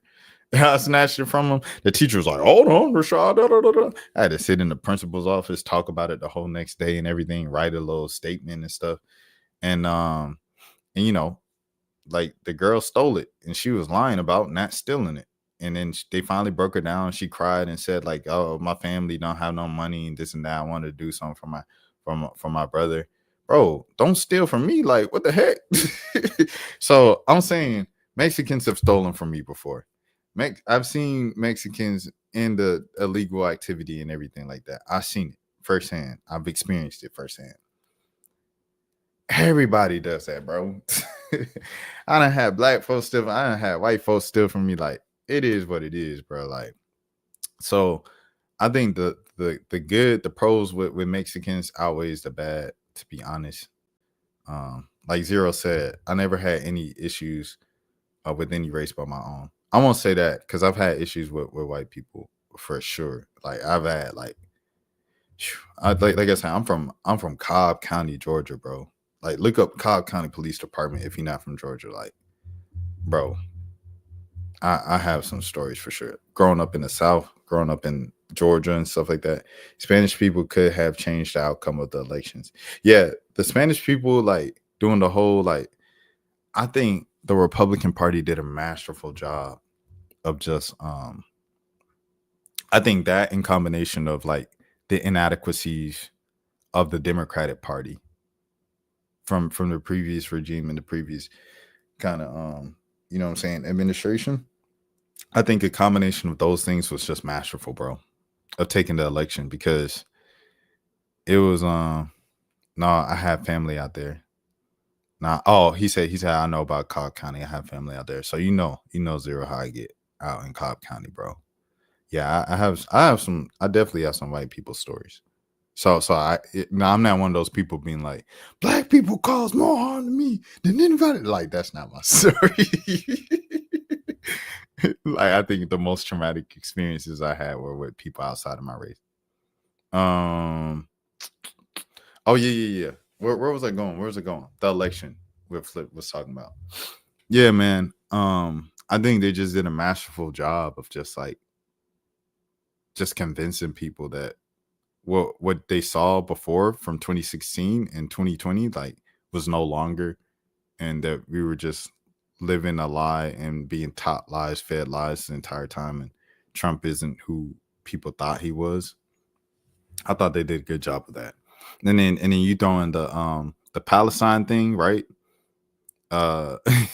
You throw in the free Palestine, and people like, oh, I'm not voting for y'all until y'all free Palestine. You know what I'm saying? Until y'all stop giving money to Israel for the attempted genocide against Palestine and everything. You know what I'm saying? All of these things, bro. Like, I think they just did a masterful job of just like getting them out of here, bro. Democrats are too busy on buying votes, leaving us behind. And then he said everybody's story is different, 100% zero. But yeah, I think they just did a masterful job. Because like for your biggest thing in 2016 of like building the wall, like we are gonna build the wall against all of China, like we're gonna get Mexicans out of here. Like that was his whole thing in 2016. So for 2016 to 2024, for the whole thing to end up with like we're gonna start build the wall and we're gonna get Mexicans out of here, to 2024 Mexicans with the little barangas and little shakers talking about we voting for Trump. Like that was insane, bro. And I know that was a little racist doing the imitation. I apologize. That wasn't mine.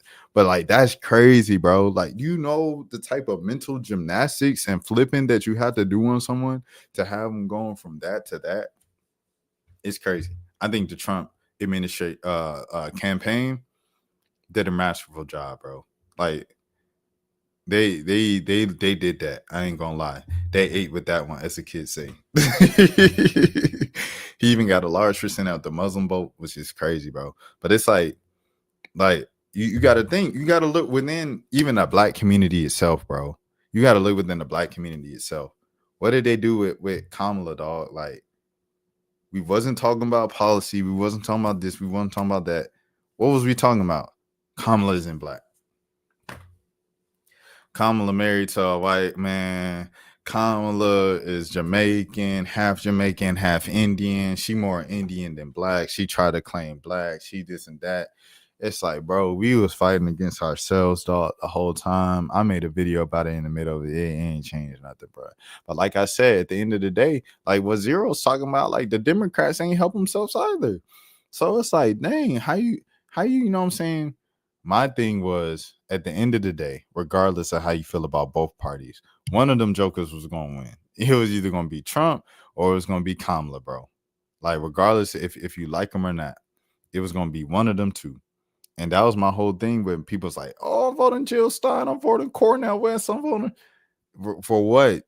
It's only going to be one or two people that's going to win, regardless of how you vote. And so that was my thing. My issues with the Democrats was when they pushed Obama after that writing was on the wall for the next couple of decades. This is why I'm non-party independent. See, I'm all for independent. Like me, I'm pretty. I feel like I'm with the majority of the Americans, kind of like down the middle with stuff. However, I will say this: when it comes down to major votes, it's gonna be one or the other, bro. Of the two major political parties, and a lot because I'm all for like I'll vote for a Republican in a local election if like their policies just line up with more than, you know what I'm saying, Democrats and everything like that. The flip said Jill Stein only comes out there in election time. Where is she now? There it is. But yeah, I just think they did a masterful job of like, Democrats ain't doing this. Don't vote for Democrats. Don't, like, we did such a great job of demonizing the Democratic Party. And I think it's like I said, like the Democratic Party is not innocent. Like I think they did their actions gave people reasons to not trust them and not vote for them and not support them and things of that sort. Someone said this situation is more complicated than it looks. You have a group of people who don't feel a connection to the country they were born in, raised by their lineage. I don't know how you fix this. Shout out to SSB, first of all. Like when you said hello, I didn't know if you were botting that, but so yeah, you know what I mean. Who don't feel a connection to they were born in but raised in their lineage. I don't know how you fix this. I don't think the solution is kicking the people out, especially if it's like this is stolen land, bro. like y'all don't own, you know what I'm saying? Like y'all could be like, technically they own it. That's why they did the one. Trail of Tears. Bernie went from fighting from the millionaire and billionaires to just fighting the billionaires now that he's a millionaire. That's a fact. Like I said, like there's so many holes in the Democratic Party. Like a lot of their stuff is they're doing. However, when it comes to like an election like the president, one or the other was gonna win, bro. Like if Trump wages war on a cartel, which he probably would do, what happens to the southwest part of the country? Shoot. You said what happens to San Antonio? What happens to a large part of California? I don't know, man. He's worth $5 million. We're talking about Bernie Sanders. He's worth $5 million off of book sales alone. Sheesh. Of course. Zero said. I don't know, man. I don't know. I think I don't know. I feel Bernie was a better choice. I think there were definitely like people that I like and other stuff. That's Texas and Cali, the cartel. Yeah, zero for sure. SSB, what you got to say? What you got to say? What you got to say? What you got to say? But yeah. Oh yeah. In terms of, she said Bernie was the better choice, or Flip said Bernie's the better choice. Flip, are you a man or a woman, bro? Because I don't want to keep calling you like ma'am or something like that, and you're a man. If that's not what you go by and stuff. Mm-hmm.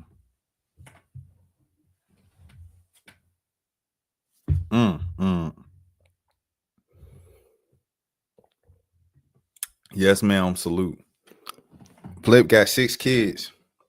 Okay. I just didn't want to keep being like, ma'am, because you know your profile picture is like a historic figure and things of that sort. But where am I going with this? I just pay homage to Flip. 100%. Shout out Flip. What were we talking about? Bernie was a horrible choice. He allowed himself to get passed over twice. I liked a lot of the candidates, bro. A lot of the candidates and the prerequisite and things of that sort. And then I didn't necessarily like, you know what I'm saying? But it's hindsight 2020. I think if Republicans want to reach their deportation goals, they need 2 terms. But this is what they said they were going to do. That's my thing. That it's like the most confusing part of it. Like imagine saying like, yo, we are going to do this. We are going to get rid of these people for you. And then somehow like convincing said community to be like, we support you. Trump is for us. Like, bro, what? I never got that. Also, what happens to the economy with mass deportation? It will tank. 100%. Like that's what I was just saying. SSB. Excuse me. Sorry. Excuse me. This is exactly what I was saying. It's like in my corner of the world, what I've seen growing up my entire life is Mexicans and immigrants do a lot of the jobs that Americans just won't do, especially for the rate that they do it at. It's like, it's not the same thing, but a different example would be like legalizing weed and everything like that. You know, when you put stuff in the dispensary and people are paying so and so money, like there's a tax on weed because like it's legal versus getting it off the street. It's just like, you know what I mean? I don't know. I just felt like, me personally, I don't know all the ins and outs and stuff because, you know, it's just not my thing. However, I ain't see Mexicans bothering folks to the level where it's like, dang, this is getting out of control. This is also. And they talking about Mexicans taking black folks' job. AI taking black folks' job. AI taking everybody folks' job.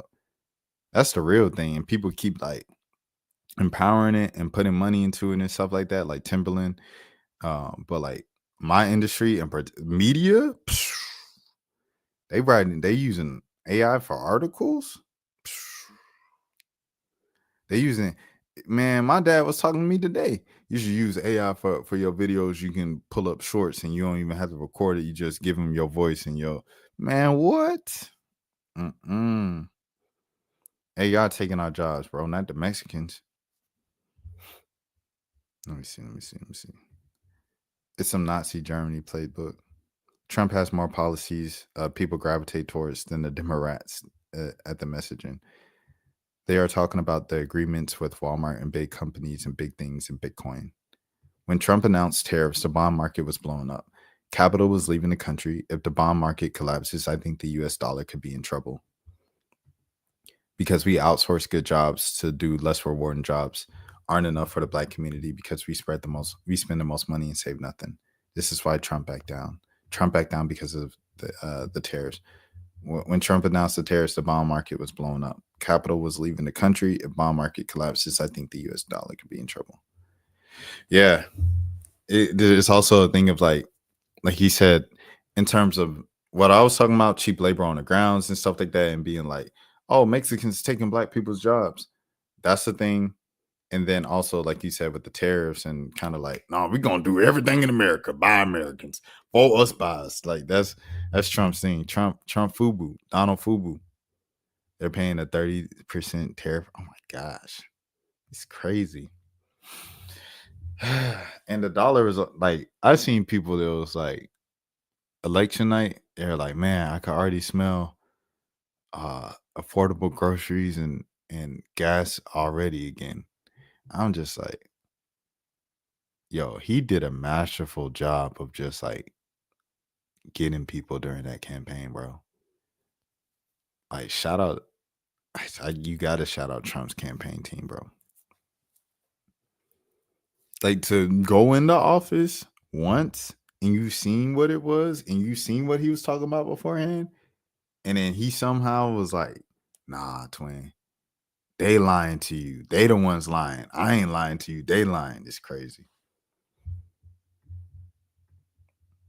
Trump isn't backing down to his agreement, so he lowered the tariffs. Even other countries lowered theirs. Yeah, he was all over the place. Trump had rallies all over the place.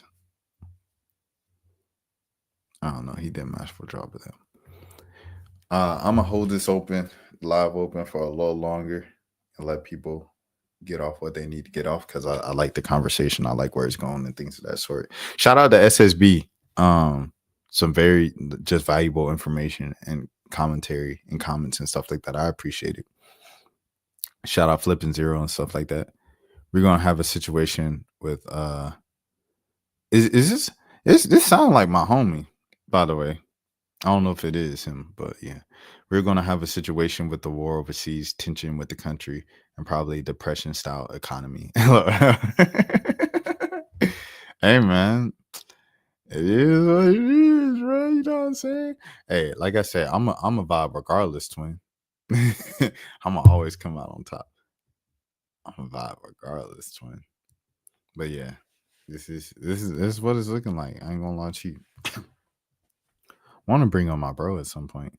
If this is you, SSB, text me right now. It is you, because it sounds like my twin. It sounds like my dog. Correct. He did a masterful job. I knew something was wrong. Election day as a poll worker. Flip said she felt it. Biden and Kamala messed up then when they ignored the older generation like ours. Shout out to Zero and Flip, man. He said, oh wow. He said, I saw your live randomly and clicked on it. That's dope. I appreciate that, SSB. It's crazy because I didn't have like Trump in the title or anything like that. I just ended up talking about it because Flip asked me about it. Exact sort. Hispanic woman walked in and could barely speak English. Oh,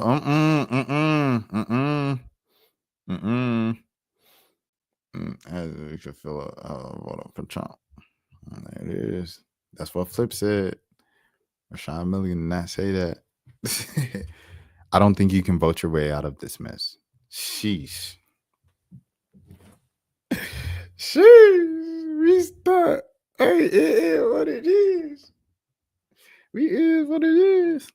SSB, you got any words of like, what do we do now? How do we deal with this? What can we do now? Votes matter. Well, votes got us votes got us into the mess. That's the thing. Votes got us into the mess. And Flip said votes matter. I agree with that. Zero said, nah, a lot of black content creators in my algorithm. So you popped up randomly. That's how I found you've been following ever since. I appreciate the love, Zero. I appreciate it. When people get bored, they don't care about crime or deportation migrants. When we broke, that's a whole different story. 100%. When people get bread, I'm sorry, my bad. When people got bread, they don't care about crime or deportation migrants or immigrants, migrants. But when we were broke, that's a different story. I was watching Anton Daniels, and then you came up. Who's Anton Daniels? If it's another YouTube, I don't really be watching YouTube like that. I mean, other YouTubers that do something similar to me, because I don't want to just be saying what they be saying. Like, I'll be watching like Kaisenat. You know what I'm saying? I'll be watching people like that. Votes want the issue. It's the message. It's the messaging. Votes wasn't the issue. Oh yeah. I agree with that, Zero. Like I said, like the Democratic Party, bro, did it to themselves, bro. Like a part of it, they hold some responsibility for the way they were handling things and presented themselves into the whole kind of mind games that the Trump campaign was playing in the last election and stuff like that. Let me see. That's crazy. I just popped up.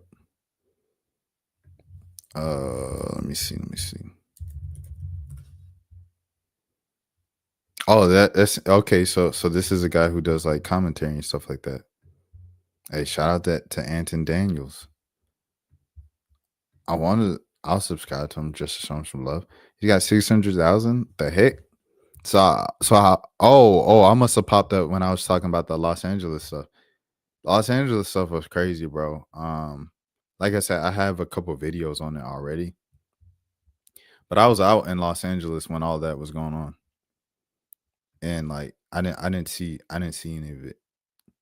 I think we need these flips to prevent either side. Oh, Flip said she don't mess with them? Okay, my bad. Yeah, the LA stuff. Okay. So I popped up in the thing. Yeah. I was in LA at the time of it, and I didn't see anything. Oh, he's a black conservative? Oh, okay. So that's who he is. Anton Daniels is cool, but he can be overly aggressive sometimes in his commentary. I don't agree with everything this guy says. Okay. All right. Okay, Anton. Is that how you pronounce it? Anton? But yeah. I was out in LA when all of it was going down, and it was just crazy to me. And it was crazy to me because I was like, oh snap, this is like the center of like the news cycle right now. But I didn't see anything. Like I would have had to go out my way to see it. But in my corner of downtown LA, because I was staying in downtown LA at the time, I didn't see any of it. SSB said some of it is propaganda. Sub facts, me neither. Oh, Zero, you in LA? No, I'm from Georgia. I'm in Georgia right now. But I don't live in Georgia. I'm just with family right now. Most Fridays were like 2 streets. So see, there it is. Because bro, like my phone, boy, it was nonstop for like the whole time I was there. Just people, you good? Take cover. I was like, bro, like I don't see anything. I work at the stock exchange and we had protesters yesterday. Oh, so Zero in New York. Yeah. I'm from New York. Shout out to New York. I'll be up in New York soon for like a day or two. Most riots were like 2 streets. Oh yeah. So it was crazy because like all that was going on. I did see a helicopter, and then like they had everything locked down. Everything was locked down downtown. Like, but it was empty though. Like I'm walking, like I vlogged my experience at LA. You know what I'm saying? So it was empty. So I'm walking back one night. I'm like, all right, I guess ain't nothing really popping for real tonight. Get to the hotel. Nah, it's locked. The lady in the front had to let me in. And I said, oh, is it pull or push? And she said, nah, we locked the doors because of what's going on right now. I said, I didn't even know it was that crazy. I mean, obviously I knew it was that, like I have a phone and access to media, but I didn't see anything personally firsthand. So yeah, that was that. And then I get back home to Atlanta, and like Atlanta, they protesting. And then my homegirl was hit me up yesterday, and she was like, what she say? She said, ice outside the door. I said, oh, this is crazy, bro. Like, it's crazy. I ain't gonna hold you, bro. Thoughts on Trump versus Elon? I'm mad that Elon ain't stand on business, bro. I'm all about standing on business, dog. Like, if you're gonna say something, if you're gonna walk that ledge, if you're gonna go after like if you're gonna go after like one of them ones, like if you're gonna go after the most powerful man in the world, you gotta stand on it. It's the same way I felt with the Simone Biles. I know you ain't asked me about it, but like Simone Biles was a big deal. Like that was like the biggest deal for me when I was out in LA because everybody was blowing me up about it.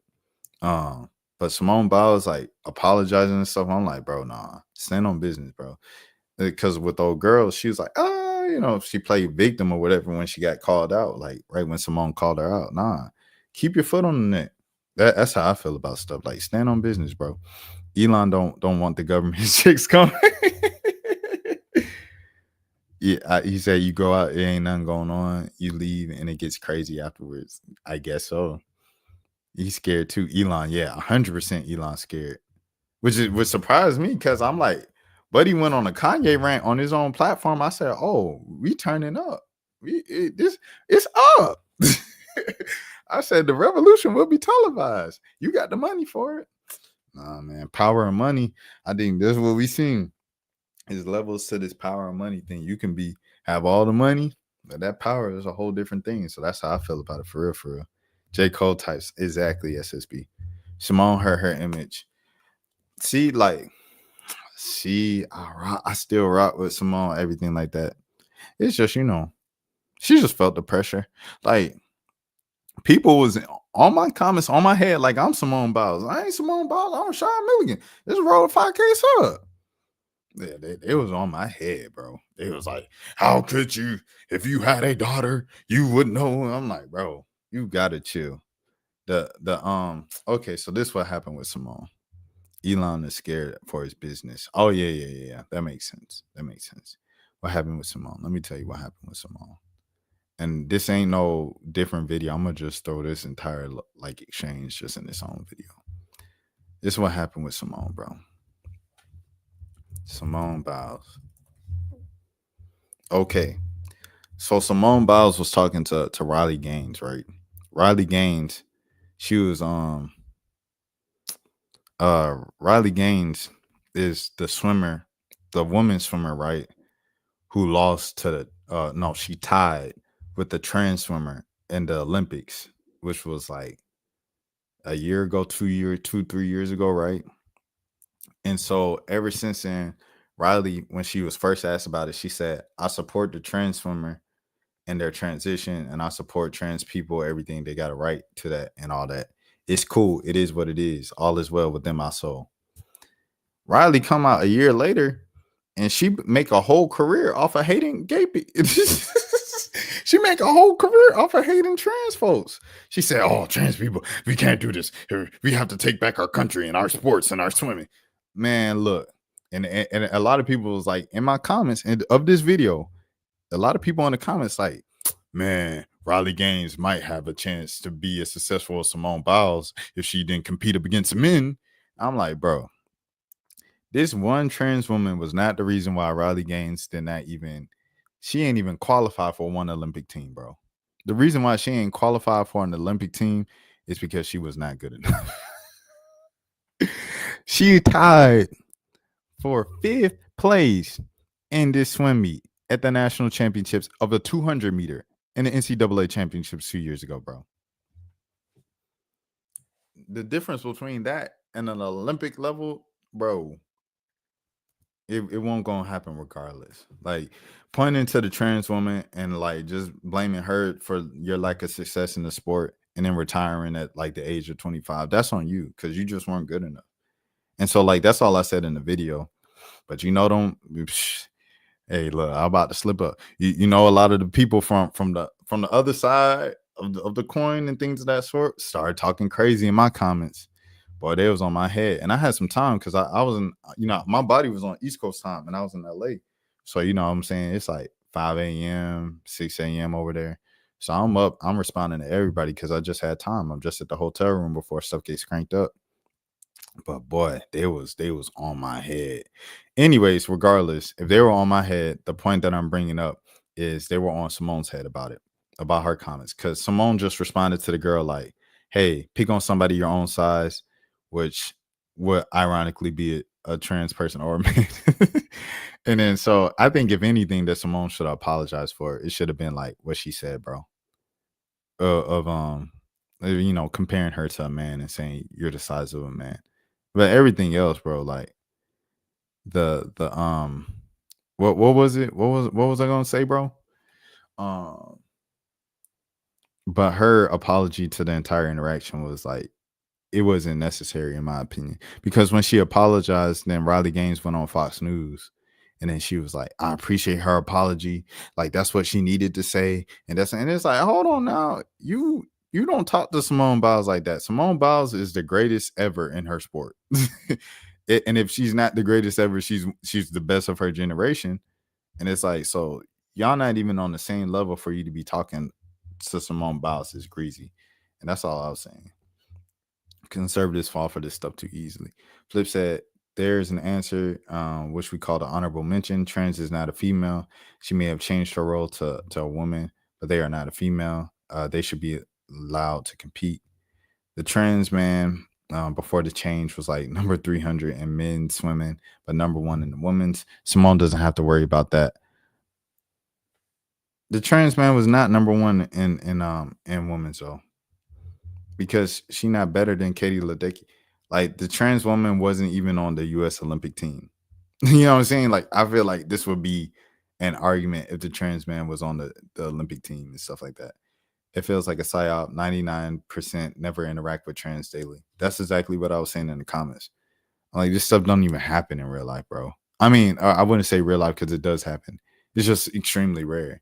And other people are like, hey, can't you see? Like it starts off rare and then it becomes something big. You should know that by now. And I'm like, all right, bro. Like you're dedicated to be to not get me. In that race they were. It was the 200 meter NCAA national championship from 2022, bro. And it wasn't even first. The trans woman finished 5th. Like they tied 5th with Riley Gaines, bro. They should get the amounts of participation award, but it should not count to UCLA. It's fair because of hormonal level. Olympics had protocols, so you wouldn't. Nobody is have trans in your suburbs, but I agree it's something I don't see either. Yeah, you just don't see like you don't see like a trans hooper, bro, and be like, yo, I'm dominating, I'm dunking like LeBron. It's not funny. It's not funny. Hey man, you know what I'm saying? Trans people do what they do, bro. I'm on my business. But yeah, I just don't think it's me personally. I just didn't think it's that big of a deal. But like people like, oh, you don't have a daughter. They share the locker rooms with these people and things of that sort. I'll just be like, what you think, bro? Like, you think the trans woman just gonna go over there and you know what I mean? I don't know, bro. Like, it's a lot of it's like people who never been to jail before, and then they're like, I'm scared to go to jail because if I go to jail, then they'll, you know what I mean? And it's like, bro, like, stop getting all your information from TV shows, dog. Also, the Caitlin Clark versus Angel Reese thing is disgusting. Reese is spelled with the S. Media is creating the beef. See the thing about Angel Reese versus Caitlin Clark, bro. I think it was just a natural thing. I don't even think it was like just media kind of pumped out and fake. I think people naturally are just divisive beings, right? I think it's human nature to be divisive. Like I said, well, I said 20 times in the past 10 minutes, I'm from Atlanta. So it's like in Atlanta, you have north side, south side, west side, east side. And it's like people divide themselves amongst what part of the city they from. People divide themselves among, like, if you even from the city, because you from like an outskirt just 5-minute drive away. You know, with black people, you have light skin versus dark skin. Like, people are just naturally divisive. So I think in the case of Angel Reese, who in the 2023, season, she was talking a lot of trash all year and she was building up her fan base. And she's always, what I'm saying? People are tribal, exactly, SSB. She's always been like a trash talker. And Caitlin Clark, she's always been a trash talker. Yeah, one black person, one white person, trash talkers collide in a national championship game. LSU wins. Angel Reese does this and follows. Caitlin Clark goes out of her way to do what Caitlin Clark did earlier in the tournament against Haley Van Lith at Louisville, when like that was like the Elite Eight. And it becomes this entire thing of like black girl versus white girl. And ever since then, it's kind of carried on. And it isn't, as a member of the media and everything like that, who's covered both Caitlin and Angel, it isn't made up from the media, bro. It's just like what the public made it. And they're just reporting on what the public made it. Now, I do say some outlets are fixated on that for the sake of money and not for like the interests of women's basketball. And I think a lot of that propaganda and coverage is dangerous to like Angel's safety and Caitlin's kind of like sanity and things of that sort. The media pumped it up, is what Zero said. People are tribal. They should be allowed to compete. It's just a rewards, so it should be fair. The whole thing started because Angel mocked Clark at the John Cena taunt. They won a magic first vert. The discourse was how the taunt was done. Yeah, but it's something that Caitlin did first. The Clark taunt was done towards to her trainer. This is what Haley Van Lith stated. It wasn't towards her.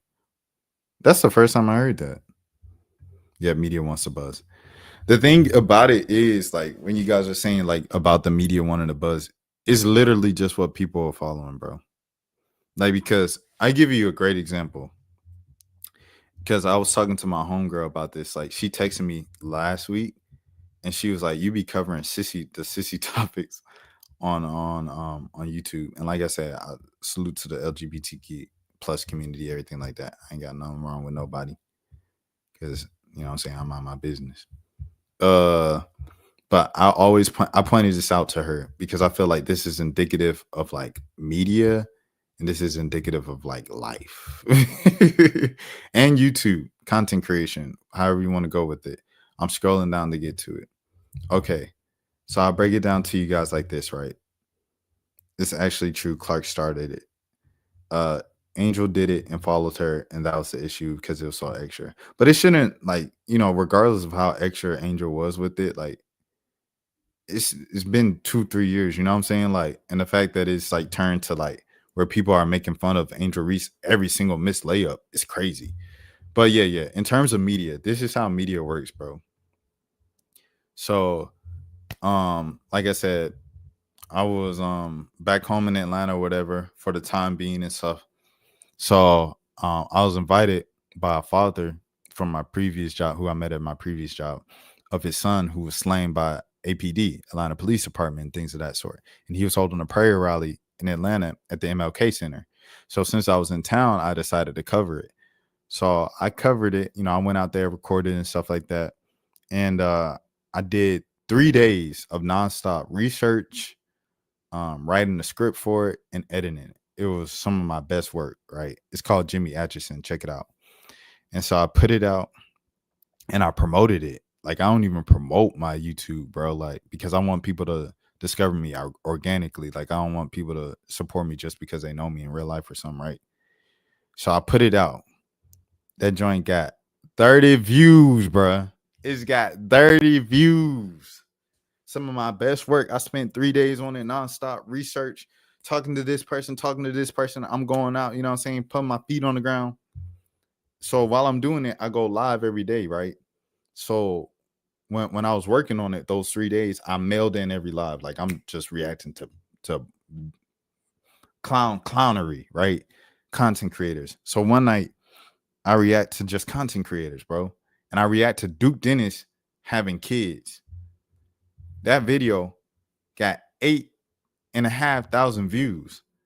The same day, the same 24 hours period is when I released said video where I spent 3 days in a row working on the script, editing the video, researching, doing stuff, because people have reported on this Jimmy Atchison story since since it happened, 2019, right? CNN, MSNBC, NBC, did it all. I had stuff that nobody else reported about this particular case. 30 views, bro. Same day, this thing got 42 views, bro. That's how the media works. So when people are like, the media, at the end of the day, bro, it goes to what the people want. And obviously, the people wanted to hear more about Duke Dennis talk about his baby mamas than they did about stuff that, quote unquote, actually matters, bro. It just is what it is, dog. Like, that's what it comes down to when you talk about media and media coverage and things of that sort. So I think with all of it, Angel Reese and Caitlin Clark comes down to what the people are interested in. Isn't that just media just making up stuff, bro? Because media responds and media focus a lot of time on what people care about the most. So it's just a reflection of the audience, you guys. So yeah, I'll say that, bro. Mark Lamont Hill and Jamel Hill were advocating for backlash, racial, and their viewers bought into it, and then white media reacted and then behaved about race. That's what killed journalism today, is what Nate said. It's 100% like just what the people want, bro. And people like SSB said, it's tribal. People are tribal, bro. Sadly, clicks are more value. 100%. It's the reason why, you know, a lot of traditional like journalism ways and stuff like that on TV are like no more. And why Stephen A went from someone who was a columnist giving like takes on areas that he was an expert in, right? He covered mostly kind of like the NBA or whatever with Philadelphia Inquirer, worked a lot with like Allen Iverson and stuff like that. He went from that to being the liaison for all sports. And instead of just speaking from like kind of like more research standpoints, it just went to hot takes and legacy talk, because legacy talk and hot takes is what brings in the ratings and what brings in the money. You know what I'm saying? And it's like, so when people complain about, man, I don't get anything from media anymore, it's because people click on the stuff, you know what I'm saying? And to keep the doors open, to keep the lights on, like people do that. So it is what it is. No, the Reese tracks talk Clark before the game, and our friend was live talking stuff. The "you can't see me" was towards our trainer, not towards a player. But that's how it's portrayed in the media. Oh, okay. Sadly, clicks are more value. Shout out to Big Nate, still in the building, things of that sort. But the Reese, you got to know, Reese and Caitlin Clark, like them folks been going back and forth. You know what I'm saying, since high school. Like they're the same class, I believe, the class of 2020. Reese was number 2 in the class, and Caitlin was like number 5. Did Skip and Stephen A room media talk?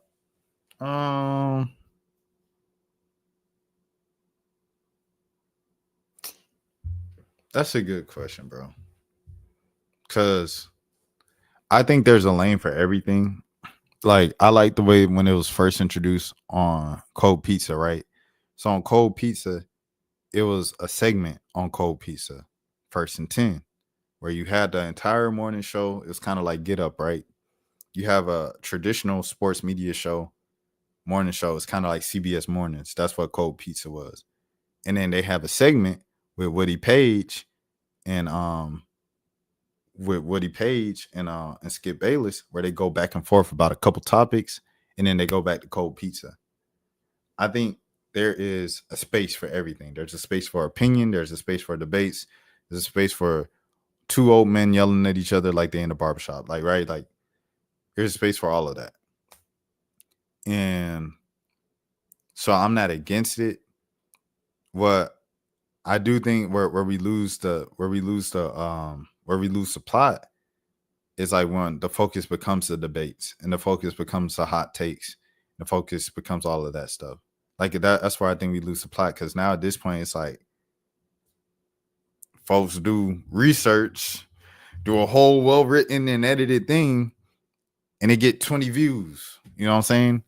Versus like, so example, like I'm doing something on like, I don't know, some random basketball topic, right? And I'm talking basketball, like I'm talking like X's and O's. I'm talking like, dang, if Angel Reese, you know what I'm saying, sets these screens and there's more backdoor cuts, I feel like the fluidity of the Chicago Sky offense will look much more better, and then they will rise up in the right. I can make a video like that, 20 views. If I say how the Chicago Sky offense could be more.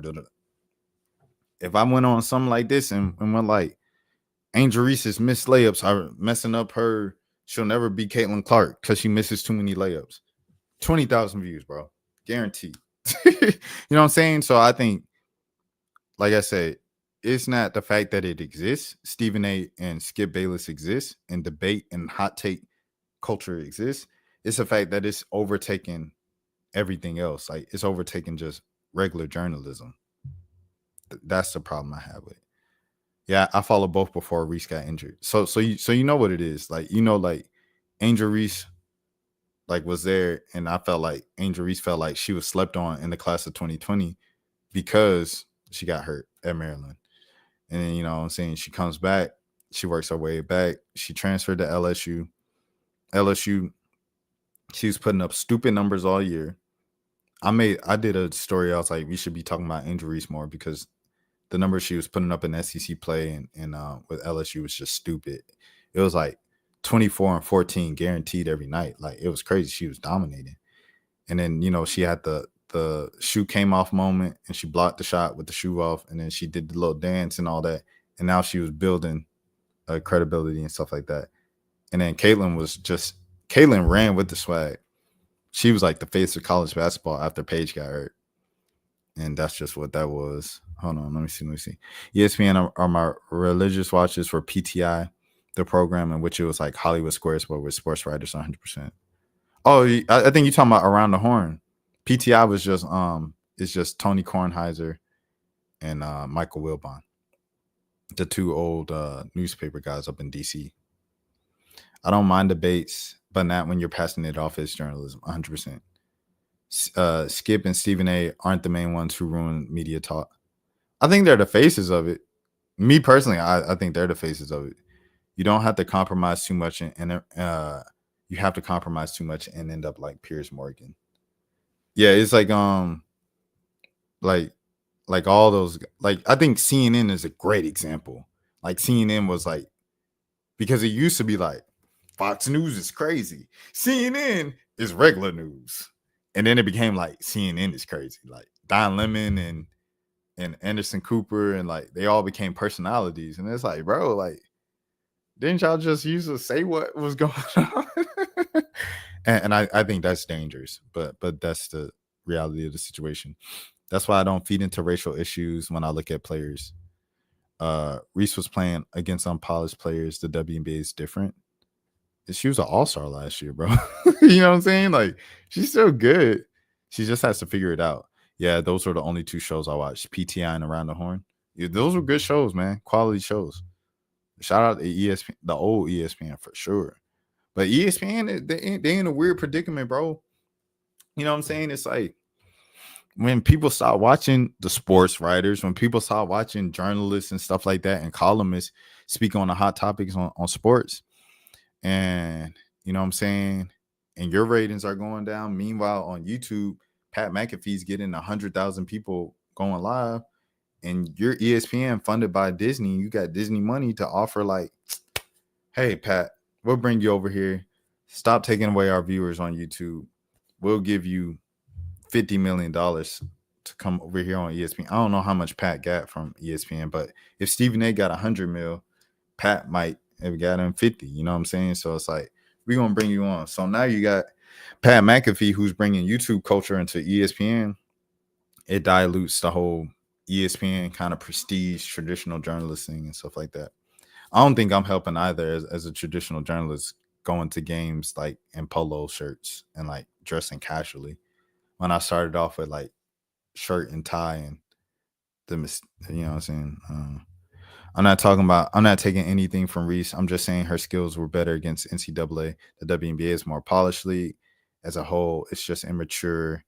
They are folding under all the pressure. I think they're handling it both well. Both of them are. I think they're handling it both well. What I think about the NBA going to inside the NBA going to ESPN. I'll be interested to see how it looks, bro. To be honest, I'll be interested to see how inside the NBA looks on ESPN, because it's just like they said it's going to be the same production crew and stuff like that. They're just going to be broadcasting on a different network. I don't know, because like I said, like ESPN is Disney, so it's like I don't know Chuck going to be able to get away with all that stuff he be saying. But at the same time, Pat McAfee be cussing. And that show been on the air for what, a year and a half? The only like restrictions they put on them was like Aaron Rodgers can't come on no more, because Aaron Rodgers came on there talking about like the government and like the needle, the jab and stuff like that. But yeah. Well, I think both of them, Caitlin and Angel, are handling everything well as 23-year-olds, bro. I think they handle it well. I think that's about it for me, man. Because it's 4:15. It's 4:15, and I'm starting work late tomorrow because of the College World Series. But like, I still want to get some sleep. I think it won't last 2 years on ESPN. Chuck is old and say he doesn't want to work. Charles Barkley has threatened retirement since 2016, and he hasn't done it. Like, I feel like at some point you got to start calling him out on his bluff. At some point you have to you be like, all right, bro, you really gonna retire this time? Because he said he was gonna retire. He said he was holding off to retire for Turner to keep their NBA deal rights, and then he was gonna retire. That's what he said 2 years ago on All the Smoke. And then they lost the NBA, TNT did, and he still hasn't retired. So it's like I think Charles Barkley is gonna continue to I'm about to retire. It might be a negotiation tactic to get more money, because then he like the highest paid guy in that space and stuff like that. It's gonna be garbage only because inside the NBA and halftime shows show bias coverage. We'll see. I think inside the NBA, you don't really go for the basketball knowledge. You go for Shaq falling over in his tree, or Kenny tripping, running to the thing. SSB said he got to go, bro. Peace. Hey, SSB, I appreciate your contributions. Welcome to the channel. Thank you, bro. Zero, I appreciate the contributions. Thank you for chat tonight. Same with Flip. I'm glad I got to learn more about you as a person. To all the Zero. If you like you say you got kids and stuff like that, happy Father's Day to you. Happy Father's Day to anybody else in the chat. Nate, thank you for holding me down as always, showing love, brother. I hope all is going well with you. Happy Men's Mental Health Awareness Month. Got to check in, make sure my people good, stuff like that. I like breakdowns. 100% salutes. Oh, you like breakdowns? So you like Kenny Beecham and stuff like that. Shout out to Kenny Beecham, bro. I never met him, never spoke to him, but he seems like a cool dude. Yeah. Where am I going with this? You guys take care of yourselves, man. And my name is Rashad Milligan. This is the Road to 5K subs. Make sure you have a good morning, have a good afternoon, have a good night, have a good evening whenever you're watching this. And if nobody else told you today, I care for you. I will be back on stream tomorrow because I stream every day. Peace. That's steps for losers, man. I don't get involved in that stuff, but. Angel Rashad Milligan rolling out. Brandon, we can't ask Rashad questions. Hey, Rashad.